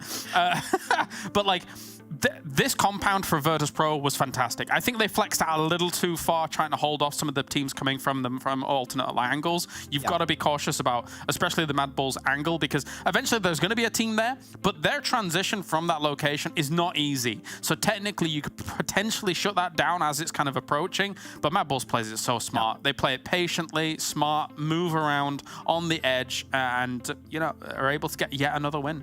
You see these last 2 finishes too, right? The game on Sanhok, they're throwing flashbangs, trying to get some cool finishes. Here, they're going with the pan. The thing is it's not even forced. This is just coming, like, naturally to them, I have the impression. You throw them these circles every time, they're doing it without even a second thought, and I feel it's going to take some time before they start meeting a real challenge, because this lobby, it's just too easy. I didn't think they would get better for the first phase, you know, in third phase. I thought that maybe they would taper off a little bit or just maintain the status quo, but they're just continuing to improve. And we need to take a look at their player stats on the day as well, just to really show you how much impact they have had. 16 limbs for effect, 10 for Zerich, 9 for Monkey, 9 for skills. How do you get 16 on a day? What? How do you get this many across the team, right? It's like, we said it before, it's not just having a foundation of a team, it's having every building block in place. Everybody is playing a crucial role, be it, you know, kind of when they're flexing out as a 1-1-1-1 split, as they're repositioning vehicles to make sure that people can transition on Sanhok across roads, be it this patient push on the edge of the map. It's so good, so good. Even you go back to that Sanhok match, right? Effect and Zerich were both knocked in that finishing circle, and Monkey and Skills stepped up. They fragged out, they cleared the space, went for the res. Even when the two top fraggers, MVP contenders of this entire PMPL are down, the two players that are not even fraggers in the first place are there to fill in that role to step up and bring the entire team back in. So yeah, even when they're looking like on the brink of extinction, boom, they're back in, and they go for the win. 44 limbs on the day for them. I think some teams struggle to have 44 limbs across like 3 or 4 days total. I don't know what to say about them other than they are the CCT. They are the ALT. I had to think of what the letters were for that one, Max. I'm sorry. Let's take a look, though, at another team. We obviously have to turn our attention towards some other contenders. VIRTUS.PRO, let's take a look at their player stats in this last match because, again, they did have some decent positions. They were doing decently well. And we can see, I mean, you know, Korka, we don't normally see him on the roster. Actually comes in with 4 limbs. Yeah, it's normally always been seen a little bit of Tulika, Yankee. I mean, Old Boy, you don't even have to talk about Old Boy. He's always there, able to step up if he has a wall, of course, as known Kalaris. But yeah, I mean, it's cool that we've seen another player step up here, Korka. As I said, I don't think it was a bad play, them going north. I think it was a necessary move they had to make. There was 2 teams banking on their location. If they allow them to push in, you'll pinch between MADBULLS south and 2 other teams north, potentially one if they eliminate one another. It was a necessary move, but then, as we said, the step up from MADBULLS were good. But the macro, you can't disagree and say the VIRTUS.PRO had a bad play. That was still a good execution. Yeah, to play as devil's advocate to exactly what you're saying here, because obviously I'd said prior, you know, I didn't really like the flex out to try and hold that off to a certain degree at the same time, as you say, covering what is Hall of Fame Hall, whatever you want to call this location, is difficult because the windows are a bit wonky to actually play around. There's not really much in terms of you can play around in terms of the doors as well. They don't give you huge lines of sight, so sometimes you have to move out to the walls to try and cover some of these angles. So I completely understand why they do it. It's just obviously we're the eyes in the sky and we kind of see everything. That is true. We are the eyes in the sky. Let's take a look at the overalls, though, before we do head into our final match of the day. Remember, after this match, we only have 2 days left in total for teams to get as many points as possible to get into the finals or to give themselves a lead in the finals. And MADBULLS, yeah, I mean, let's be honest, that's a 50-point lead practically. That's expected after how dominating they've been today. That's ridiculous. You know, MADBULLS logo is supposed to be, I guess, like a bull looking around, and that's kind of its tail. It looks like the Thinker. You know the statue, the Thinker? Where it's just yes, it's got his little... Yeah. You know what I mean? I got you, yeah. Okay, anyway, yeah, that's got nothing to do with it. Sorry, Jason, continue. No, I don't want to continue now. I want to focus more on this. I want to focus on MUERTE only getting 4 points today. You know, that is rough. So we talked about consistency. Consistency at the bottom. I think 1 point per game right now. So, yeah, I mean, it happens to everyone to have one really bad day. I think especially when MADBULLS stepped up this way. VP, Navi are doing good, but that could happen in the finals, and if you have a day like that in the finals, that could really hurt your chances of making a championship. It's not top 16 championship, it is only top 8, so they went to go be a little bit careful because the guys at the top are not messing around. Yeah, not messing around. I mean, MADBULLS, at this rate, they're going to win almost every single chicken dinner when it comes to the finals when we eventually get there. But we do have only a few seconds left until we head into our final match of the day. It's going to be on in Miramar, and we'll be back on tomorrow, of course, for another 5 matches. Let's throw it over to John and Blink, though, to take us away here into our final match of Day 4 of Phase 3. We are going in. One more game today, Blank. The MADBULLS have laid down the gauntlet, and frankly, I don't think anyone's going to be able to match that one today. However, we've got plenty of other teams who are going to be looking for those points to slurp on up and try and add to their totals for those bonus points going into the finals, because the higher you place, the more points you get going into the finals. Yeah, it's a mad dash at the moment, right, for a lot of these teams towards the end of the series. And just quickly to bring something up, I know they're not playing the game, but MADBULLS right now are currently sat 891. in the PMGC points rankings. They are underneath Unicorns alone. Sixth place. They're currently 7th. This is ridiculous. I can't believe we're seeing them here right now. But I thought that was just an interesting tidbit. The amount of points they've been able to put up through this season is absolutely phenomenal. And again, 233 points at the end of day 1 of phase 3. Come on, this might be another record set in terms of the points placed for phase 1. It's for a phase. Last time they were able to set the standard for 306 in the first phase, and I think they're in a position to surpass that over the next couple. Well, I mean, they've got, how is it? They've got 8 games remaining, right? So if they can break 73 points in 8 games, it's doable. And absolutely you're right, they are in a position where they are doing that. I mean, you look at today, they were able to have obviously massive standout games that swept away pretty much everybody else in terms of the averages, but they are putting up those averages even when they're not winning, right? They're getting average 7 to 10 point games fairly consistently, and that's what you're going to be looking for.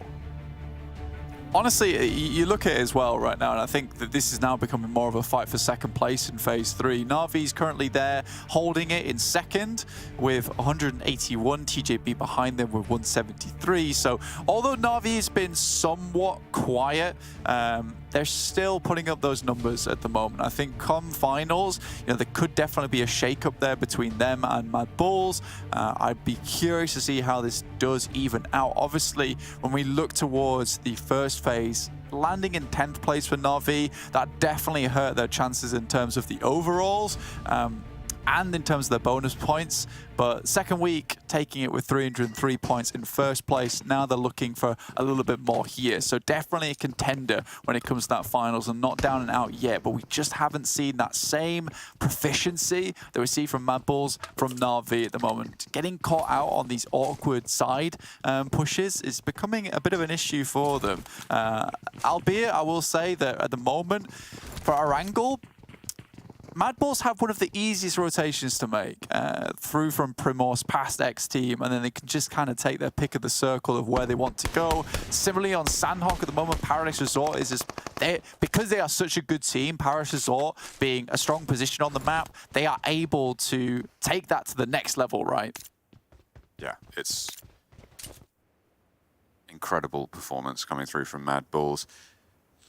If ARB can take down Death Machine, they can close that gap. Obviously, with Jamaz winning, stop it, Joe. Coming third. I'm going to talk about their overall standings right now. I'm not going to talk about them. No, I know. Doing what they're doing. I'm saying stop that. It's very naughty. You bring it up every game, but I don't think things are changing, dude. It seems to keep closing. I mean, Jamaz came 3rd place in that last game. That's 10 points. That's the 10 points, and I think that's the only 10 points. Yeah, still close to Actually, it is their only 10 points of the day. That is painful. That's pain. But they still got one more chance. Okay. Mighty Ken. Not going to be given another chance at that spray. MUERTE move for cover. And Max was talking only 4 points on the day for MUERTE. So actually, ARB have out-earned MUERTE today. That's true. I mean, I was surprised by that, honestly. Dropped down to 5th place. And you're kind of squandering a day here by not getting any points. And being a team like MUERTE, that is rough, man, because this is not a bad team whatsoever. But they have been kind of jilted by a lot of these circle shifts, a lot of these playing paths, and forced into these weird engagements at the beginning of games where they really don't want to. And again, here on Miramar, they're having a similar problem. I'll have to change it up if they want different results. MUERTE, though, they're still all alive, as are QODEX. This is an early engagement, so utility, helmets, armor, meds, that sort of stuff is going to be lacking on both sides as they slowly start to gather, pick the bushes clean.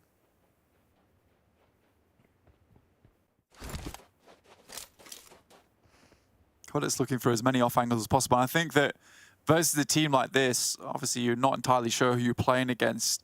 For MUERTE, the best idea for them would just be to leave this, and looks like you are having to Striker coming in with the party bus to pick up the rest of the players. Money Ken spots this, but Striker's away. Wants more of it though, as the position, but falls away yet again. Did get spotted. I think QODEX slowed down because of that. It was isolated on the fight. Can't really afford to take a knockout in a position like this in these early engagements, so fair enough. You don't want to be super aggressive when you're not playing as a bulldozer unit, all four of you together. MUERTE with some great crouches, by the way, and even hitting the deck when he needed to. I think he remained hidden that entire time. Michu finds Striker, and now MUERTE can start to close that position over towards Striker's way. Try and open those routes. MUERTE wants to draw another player out potentially to expose their side and allow the rest of QODEX to go for these shots. I mean, it works. Woodson, nice nade in through, banks it perfectly off the wall, and English falls. MUERTE gonna have one of their worst days so far in this entire tournament. Shut down by QODEX. Yeah, QODEX is just not letting up at all here. Striker still crawling. MUERTE, as we said before, starts to pin this position down. Now they're beset on all sides, and for MUERTE, limited medication, limited healing. There's really not much else they can do. Flyke immediately has to turn. Does find the shot, does get the spray onto Woodson, takes minimal damage for it. The boosters are acting in his favor as well. MUERTE, position spotted known. Spray with the UMP potential. Flashbang on out, actually, and fully whites out Flick on the push. We'll have to figure something out. MUERTE fully repositions onto the outside. Darev and Flick gonna move on in.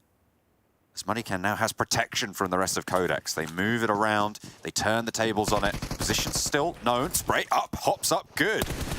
But not going to be able to get the knocks that they were looking for just yet. Darev is on the outside, and somehow MUERTE is still going, Blank.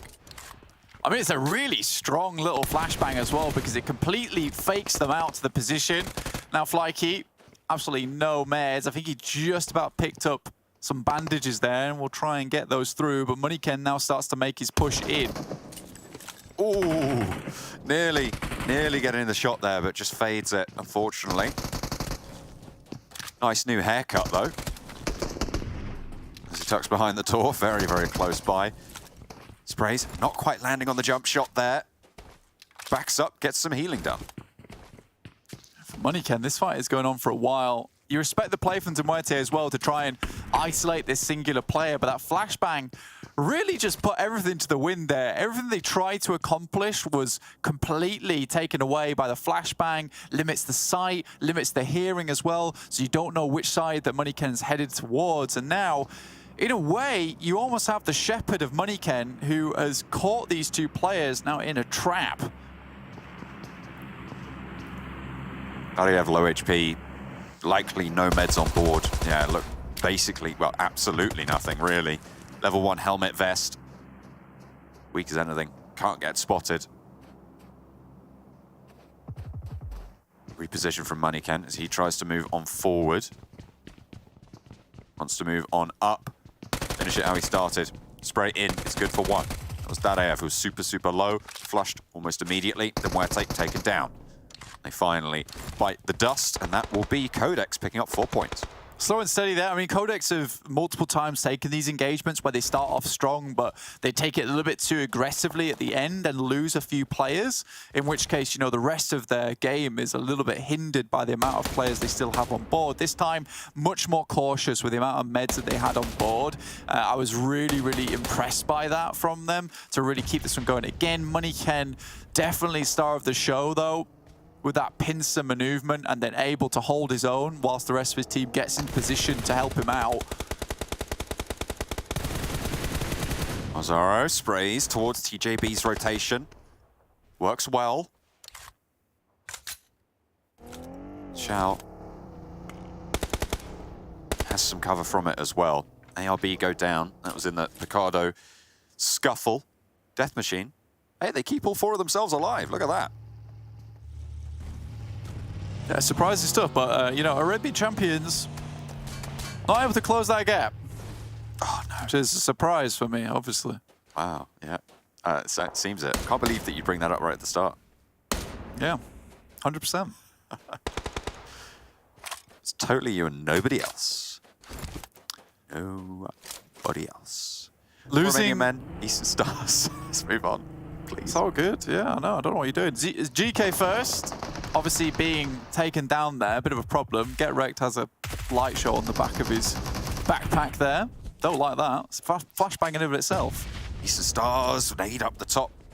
We'll find Get Wrecked, and that evens things up. Athis getting res this whole time should give Eastern Stars the lead on this engagement. Momentum in their favor as heals can start to come through, so that maybe slows them down just a little bit before Romanian men have damaged their own to recoup. Looks like they want to pull back just that little bit. They still haven't rezzed on Get Wrecked, but the smokes bloom, and Eastern Stars can start to move up. Kapahala swinging low out on that left-hand side. You can see him. Andre might look for the challenge here, but he's more preoccupied with Keme and Bazzi up the top of the hill. Athis, nade in hand. Off angle found as well. Eastern Stars want to swell this fight around. Get Wrecked down. Rana repositioned. And another nade from Athis is ready and raring to come in. There's one from the backstop as well. Eastern Stars are controlling this fight nicely. Kapahala, position, spotted. Andre takes a couple of shots, fades back away behind the hard cover, but the nades continue to pour in. Rana's super low now and falls off behind the hill. The rest of 4 Romanian men trying to draw Eastern Stars into a disfavorable position. They're trying to leave. I mean, Kapahala was playing a good position on that left side, looking from 4 Romanian men's perspective, just so they couldn't leave down the hill. Andre does get knocked out of the vehicle from Athis. Rana below, looking to maybe get some heals. We'll be able to pop them as Athis moves on forwards. They should be aware of a player there. Maybe he heard a footstep or two. Rana sprayed down. Further down the hill, though.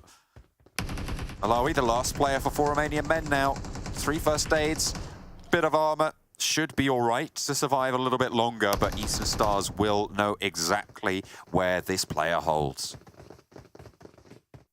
They don't have to push it too much right now. They're in a good position within the circle. Potentially can even wrap down towards the south side, Los Leones, as we head further down towards the south. Big in an engagement between Game Lord and themselves. TJB suffered in that fight also with Big there. And again, it's that thing that I brought up earlier with GK first going down so early. It's like, this is really the time for the rest of the team to step up and try and get themselves a decent game. But with Zittel going down, now just Lin and Xiao to try and take the rest of this game for themselves, it's going to be difficult. Na'Vi moved down south very quickly this time around. They didn't want to get caught on the outside between Big and Game Lord. They performed well on Miramar so far, and now they're looking for another central position on the map. Looks like they might find it with a shift. Out to the west, covering some of Chumasera Hills.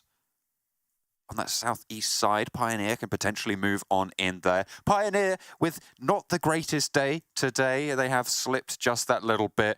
I've said I wanted to see a little bit more consistency from them. Currently sat with the most confirmed bonus points in this lobby, and we haven't seen that from them so far. They've gone down a little bit too early for my liking. Hopefully they'll close out the day strong. That's the hope. That's the idea. Michu moving up. QODEX still a fairly decent position over towards that northwest side at the moment. Still within the circle though, which is nice for them, but Na'Vi now looking for another win here. I think they're the only other team to get a win today over the MADBULLS, unfortunately, but it would be an insane day if we see Na'Vi get the final chicken dinner and MADBULLS get the rest. A 2-player day. I don't think have we ever seen a 1-player day on 5 games on these group formats? One team day, sorry. I don't think we have. I don't even think we've seen a 2-team day yet. So it would be quite miraculous to see that one come through. Would be lovely.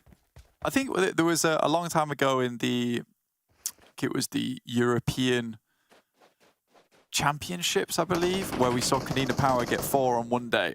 Well, that was about as good as it gets. I think you're right, which would imply a 2-team day that we've seen. Yeah. Because only one other team could have won. Yeah, I think you're right. But it is still a remarkable performance for MADBULLS in a lobby that has a lot of strength as well. It's not like these teams just fall over. Not at all. This is not an easy lobby. A couple of replays here from Game Lord, who are doing some work towards that northern side. Still with 4 players on board as well, with Big going down to 3. They did move ahead of them. Big has 1 player behind in Mozero, might be able to take some shots up towards Game Lord and at least weaken the team as they push towards the 2 remaining members actually in the circle for Big.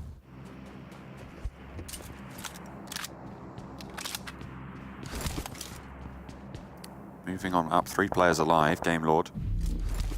Still trying to push through. Not going fast. The backstop, Mazzaro. Covered off. So it's kind of a two-phase fight. It's tricky. Unicorns are love. They're descending the hill here, but they have an outpost towards the big Game Lord engagement.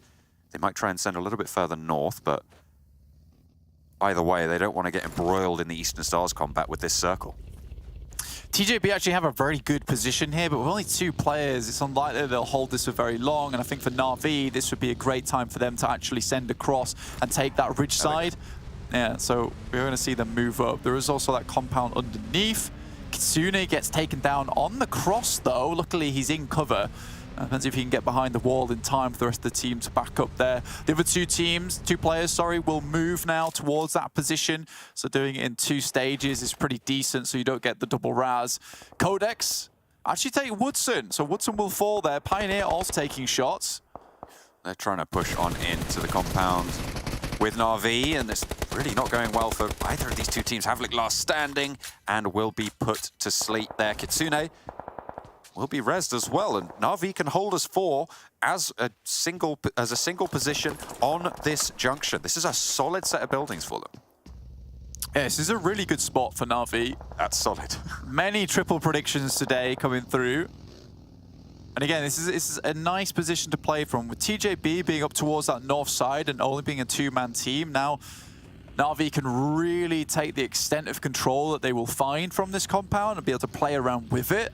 I would be extremely happy to see Na'Vi win this one, showing their dominance over on Miramar. It's crazy to see, you got MADBULLS who are dominant there on Erangel, and then Na'Vi much better in this kind of open playing field on Miramar itself. Ooh, that's not good. A self-burn there on Unicorns and a player getting knocked on the back. 2 players now on this roll-up. 2 Big's position. Big playing with the 2, so that has evened the score a little bit. Mihi, close to the corner. Icy tries to pre-nade it. Takes a little bit of damage himself as Beast swings out wide and low around the ridgeline. Trying to dance around. Happy feet. Icy around for the challenge, but low HP gives him a disadvantage. Unfortunately for Beast, it's not going to be quite enough to close things down. The blue zone, I think, will isolate the 2 players remaining. Mihi spotted out. Unicorns will move forwards with 2, but they will move forwards nonetheless. Yeah, losing 2 players there on what should have been an easy push towards Big is mega unfortunate. All they had to do was just hold the players from Big out on that side. They didn't have to take the fight all the way towards them. And because they do that and some unfortunate circumstances occur, they lose 2 players, which I really don't think they had to lose to take down the remaining players of Big. I think when you're moving into the 4th zone, playing on the edge like that, right on the edge as the zone is about to shift in, that's a situation where maybe you back off, drop some smokes, and just hold a team on the edge there. Game Lord have the remnants of Unicorns on their eastern side. 2 players out there. Crypto just about in the circle, I think, in this next one. So after it closes, he will be there, but will need to move after that. Hops out, hops back in, thinks better of it. Icy swinging out through the blue, wants to move a little bit closer and a little bit safer. Game Lord starting their train. They'll want to slinky back up together further towards the south. The next circle soon to pop. See what that one does head. Down towards that south side. So QODEX still have a good position there. A lot of high ground to mess around with. But I think for Na'Vi, you can see the problems that come with this circle. Yeah, you can move down towards the south side and cross the road and maybe try and take the high ground that is on the west side of the circle. But it's so open, so barren space as well. So a lot of teams up towards that north that might be moving down. VP on the western side might be able to take shots at you. So you're struggling a little bit now if you're Na'Vi. And I think a lot of this becomes almost a waiting game for a lot of these teams because it doesn't really favor anyone. QODEX isn't particularly happy about this, but they would hope to get some eliminations, some knocks in this circle. But who's going to come close? No one cares about this position anymore. It's very tricky, but everyone's going to have to try and find a way to get in as long as possible. 10 teams still remain blank. We imagine that number's going to fall pretty sharply. Team Doom up the top of the hill, losing players fairly swiftly. 2 of them remaining. Shockwave will have to push in. time will be a great equalizer of these teams on the eastern side. VIRTUS.PRO, potential on that western side. Yeah, real potential for them if they can move down into position. Again, a lot of this will come into effect of just a long, drawn-out match, honestly, for these guys. I don't think anyone wants to move as of yet. No, there's not really favorable position towards the center here. And it will be a case of being forced to move towards that high ground down towards the south side. Again, if QODEX get another shift down towards the southwest, they're in one of the best spots in the lobby to take a chicken dinner. Yankee slowly moving up towards them, though. Again, a little bit interesting, perhaps looking for a couple more knocks. Okay, Game Lord trying to sail straight on past Na'Vi from the northern side. They lose Narvallo in the process. But Tixi does get knocked by Take Aim Gaming. They find that opportunity, and they will take it. Tixi potentially resable here. Now, you can see them repositioning on the map. But he is low. He's bleeding out fast as well. Need to be careful. He's right on the top there. Super, super low. I don't think they get him.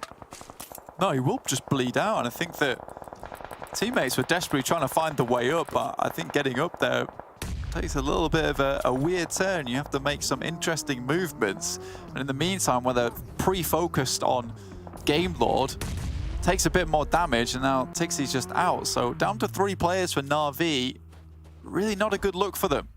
Look at how pushed out everybody is to the circle, Blank. There's no one really holding center position. All of these engagements need to conclude in order for people to start moving. That's going to take a little bit of time. The next circle pops south. This is surprisingly good for QODEX. They still have that outpost right on the southwest side that they can play from, taking shots down towards teams, and also gives them a position to just hold. Na'Vi now, like you say, it's time to conclude this engagement. Meku gets caught out by Robs, who's been really, really good for the team. And it's been Victor one season, then it was Narvallo. This season it's Robs. He's been on fire, but can he shut down the rest of Na'Vi? Victor gets the spray down onto Matic. Now Kitsune on the back. Last player standing for Na'Vi. And not in the fight at all. Not going to be in this engagement. Na'Vi left high and dry there. Kitsune on the back. Game Lord will have to move. QODEX, they lose a player. PNL, the VIRTUS.PRO, I mean, you rotate on the open, you expect that to happen. Behind the ridgeline, they're still low. I mean, it could have gone anywhere else but this, but it's just open ground underneath here. If you're Shockwave or Team Doom, you have pretty good sight lines down towards below. 2 players still in vehicles at the moment for VP, just try and head underneath, but QODEX has just got full oversight, and this is what we were talking about earlier. Kitsune goes down on the northern side. They just take these shots down. What can you do? I mean, QODEX have to win this.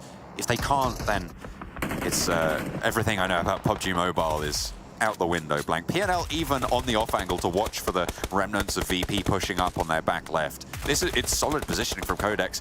It's a fairly simple decision to make, but they made the right one. I think everyone else is making terrible decisions right now, honestly. I don't know why you would try and send it underneath here.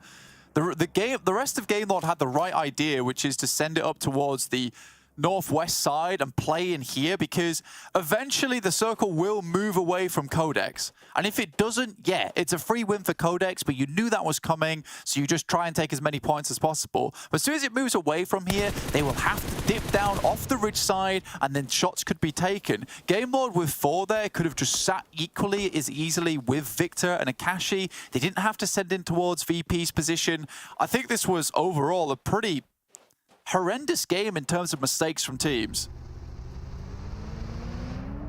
Victor and Akashi playing for Game Lord. QODEX spot it, vehicle goes up in smoke, Zero hits the deck and hits the dust there after. Team Doom eliminated in 3rd place. Solo for Game Lord will remain against 4 from QODEX as they descend from up on high. They deign to visit those down below. Victor still doing a little bit, but the next circle will come through. Tries to pop some shots to Woodson, does so successfully, but the backline will be suppressed. MONEYKEN is in for the close range fight. Victor wants the challenge and will lose it out. MONEYKEN closes the game, and it is QODEX to take the chicken dinner. What a compound for them to be able to finish. Day 4 of phase 3.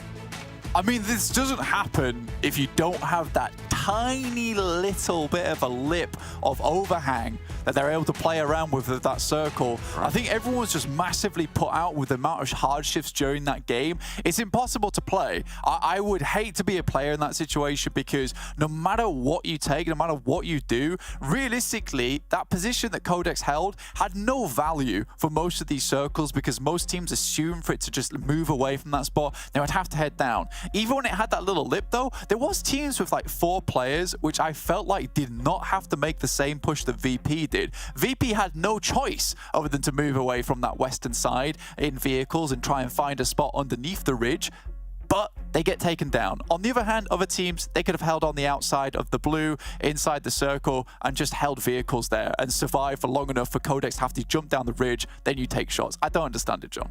QODEX make it work, and we are going to go back over to the desk for the final time today.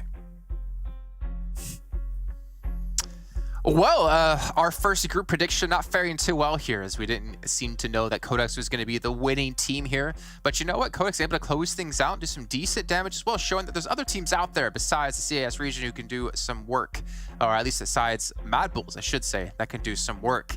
Let's take a look at the match ranking here to get an idea of how many points the teams did get. But honestly, I think, you know, Colaris, you and I we're pretty certain QODEX wasn't going to win it. However, those shifts and Game Lord punishing our pick really punished us overall. I mean, Church is one of the strongest vantage points in that circle for quite a while. Even just kind of looking at the rest of the lobby, if the circle shifts away from them, then they would have to make a transition. It would be a bit catastrophic. It's very open from there. But the fact that they just get, you know, it shifts south, and then once that happens, everybody has to try and move towards Church. Yeah. That is unbelievably difficult. So QODEX here, it's good that they got the conversion off of this, because it should be expected when you have Church position like this. It's not even Church position, I would say. For the teams north and the teams over to the east, if you wanted to get even remotely close to Church, you had to cross roads. Technically, you had roads up on the northern side, roads on the eastern side also. It was just a barrage of just bad terrain and teams above you if you wanted to make it into the circle itself. VP had a chance to make it because they were already on that side of the circle at the time, so no need to cross all these roads or these harsh terrains. They were already in that spot in the first place. But as you said, Church, great overhang position. You can just spray down from that position. There's no really good hiding spot to dodge that spot. So yeah. I mean, QODEX, sure, they had a good position and they survived as a 4-man crew, so pretty much a given game at the end. I can see here as well. I mean, Na'Vi having some decent plays at the very end. VIRTUS.PRO just getting punished, but at least Game Lord were able to step up here. They've been quiet for, it feels like, such a long time yet again. Yeah, they seized the position from Na'Vi effectively. I mean, Na'Vi had a great compound for quite a while, but the fact that Game Lord kind of came in on the circle side of them and then was able to take that fight so strongly against them, it puts Na'Vi in a pinch. What can you do as Na'Vi there when you're being pressured by the blue? You're kind of trapped a little bit, and Game Lord are proficient fighters. We've just not been able to see too much of it throughout this tournament. But Miramar's slowly leveling up for Game Lord. It used to be one of their wheelhouses, and we're seeing them survive to later stages once again here in Miramar. Yeah, at least the teams were safe somewhat this game because MADBULLS was not playing. So, yeah, otherwise, probably another one, to be completely honest. Oh. So, well, it's done, okay. I mean, that was the potential, right? We were asking ourselves if MADBULLS played out a 5th match, what would have happened? And, well, you know what? I don't think they really need any more points, to be honest. I think they can let some other people have some chicken dinners on the day. But MVP. Max, you talked about 4 out of 4 players out of MADBULLS were in our top 5 of the MVP of the day, except they were 1, 2, 4, and 5. Don't ask. No, we all have the same name in our minds, I think. Yeah, it goes without saying. Yeah, it's fine. Let's see who the MVP is. It should be on 3, right? 1, Effect. 2, yes. 3. Effect. Oh, you were doing the thing? I wasn't paying attention. There he is, way! Oh, I'm sad. 2,700 damage, 16 eliminations. And of course, the almost 23 minutes survival time. I mean, when you get 3 chicken dinners out of your 4 matches, it's kind of expected. This is just big numbers. their standard. As I already stated, I think, on that Sanhok match, it doesn't feel forced. This is just their usual gameplay that's worked out, and I think you also mentioned it was Pokemon as their coach, right? It seemed like this is the new type of normal gameplay they just do every single time. They found a method, they cracked the code, and if it ain't broke, don't fix it. And at this point, it is definitely not broke. They're just breaking the teams around them. So yeah, keep it up, MADBULLS. I mean, not only like CCT, the Erangel level threat, they're the whole package right now of what you could even contend to say that they are. I mean, yeah, thing is we've watched them all day. I've said, you know, they are the full package, truly are. But focusing on Effect just for a second here, kid is a prodigy. Like, watching him be this consistent, game in, game out, phase in, phase out, it is ridiculous that he's able to constantly put these numbers up in lobbies like this that have become exponentially more skilled from season to now this season. So yeah, ridiculous stuff from Effect. And I just remember the championships of last year. Like, he was just beginning playing on the international stage, right, in CIS, then making it into the European Championship. And he had some good plays. I think we'll remember, like, he actually had a really good presence. Sure, not MVP contender type of presence, but that's what started his story. And now he's been able to improve so much until now he's just dominating an entire region on his lonesome. And I can't wait to see what he's going to do in a championship. Like, this man is a gold mine when it comes to getting picked up by MADBULLS. And as I said, I want to see them go into PMGC because I think they could actually represent the whole region of Europe as a whole there in a really good fashion.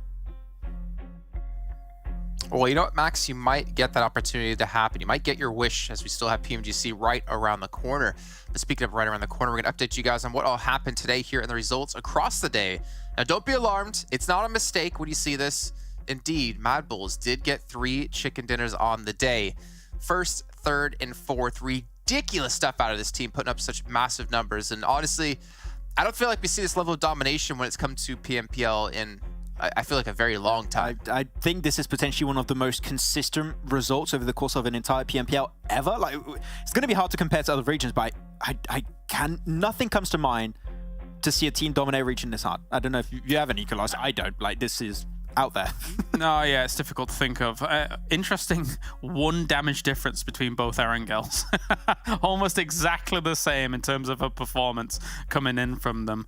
They are just, yeah, they're an anomaly, but they're a hell of a fun anomaly to watch. That's consistency right there, right? Having 1 point of difference of damage across the same map twice. Well, you know what? You guys at home, you might be watching and being like, you know what? I could probably take MADBULLS. I could take these teams. I can make these analysts shut up and talk about me. Well, you know what? You have your chance. PMCO signups have begun. Make sure to head into the client. You guys can sign up as well and make sure you guys try to participate and try to potentially be here in the future because we'd love to do that. We'd love to, you know, I would love to get a message from someone a season or 2 from now in PMPL from a player saying, you know what, I heard you make a call out. I heard those words about, you know, saying that we can beat MADBULLS or we have the potential to, and I did it. I want to see that happen one day, and if it does, Max Penn will indeed finally. Why is it always mine? His eyebrow. Okay. Max, did you like that Instagram post yet, or? I actually just put an Instagram page up and actually liked it just for the meme. Yeah, actually. I just pulled it up when I saw the post. I'm like, that's not my like right there. I feel like we know each other too well at this point. You know, I think we've done too many shows together as a trio. It was a good post, man. I'm gonna like it. Yes. So easy, Max. But we love it. We love that you're a human punching bag for us, to be honest. Okay, let's take a look at overall standings. There were so many things I could have said there about your brain. I just didn't want to touch it. Overall standings, MADBULLS should be first place by far, and yes, they will still maintain that position. 50-point lead practically out of this team over everyone else.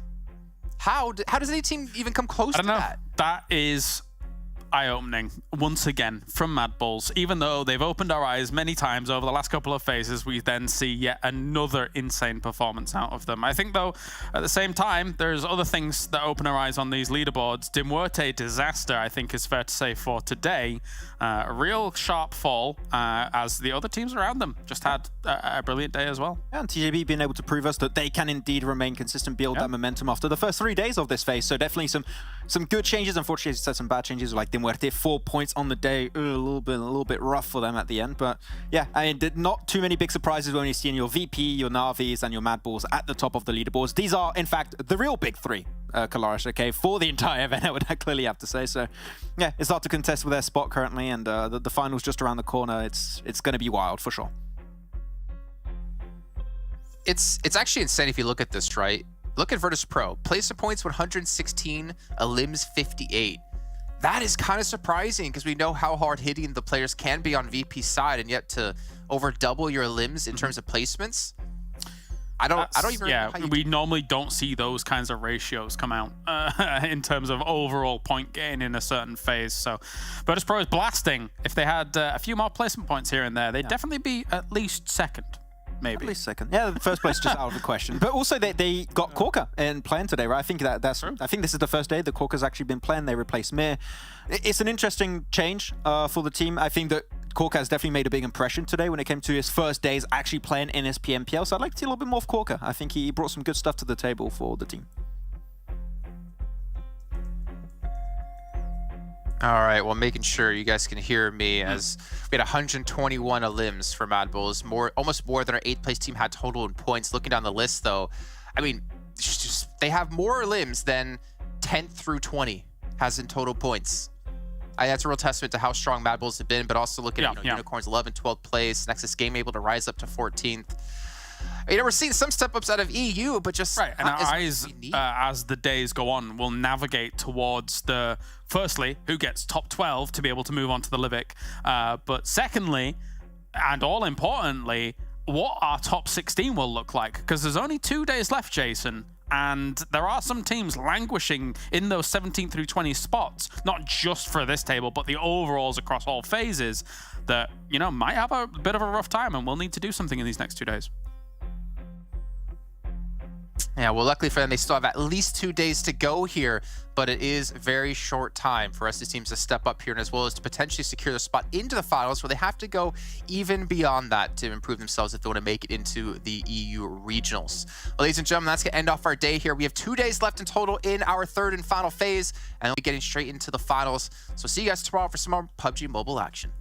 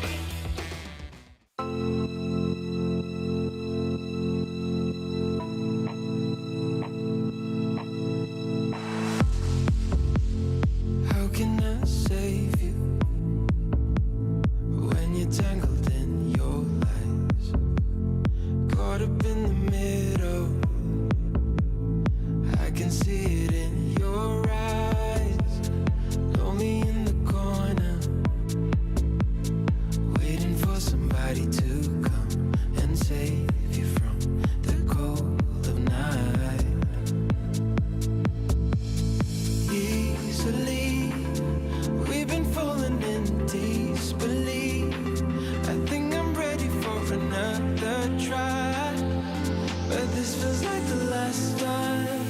So why did you say goodbye?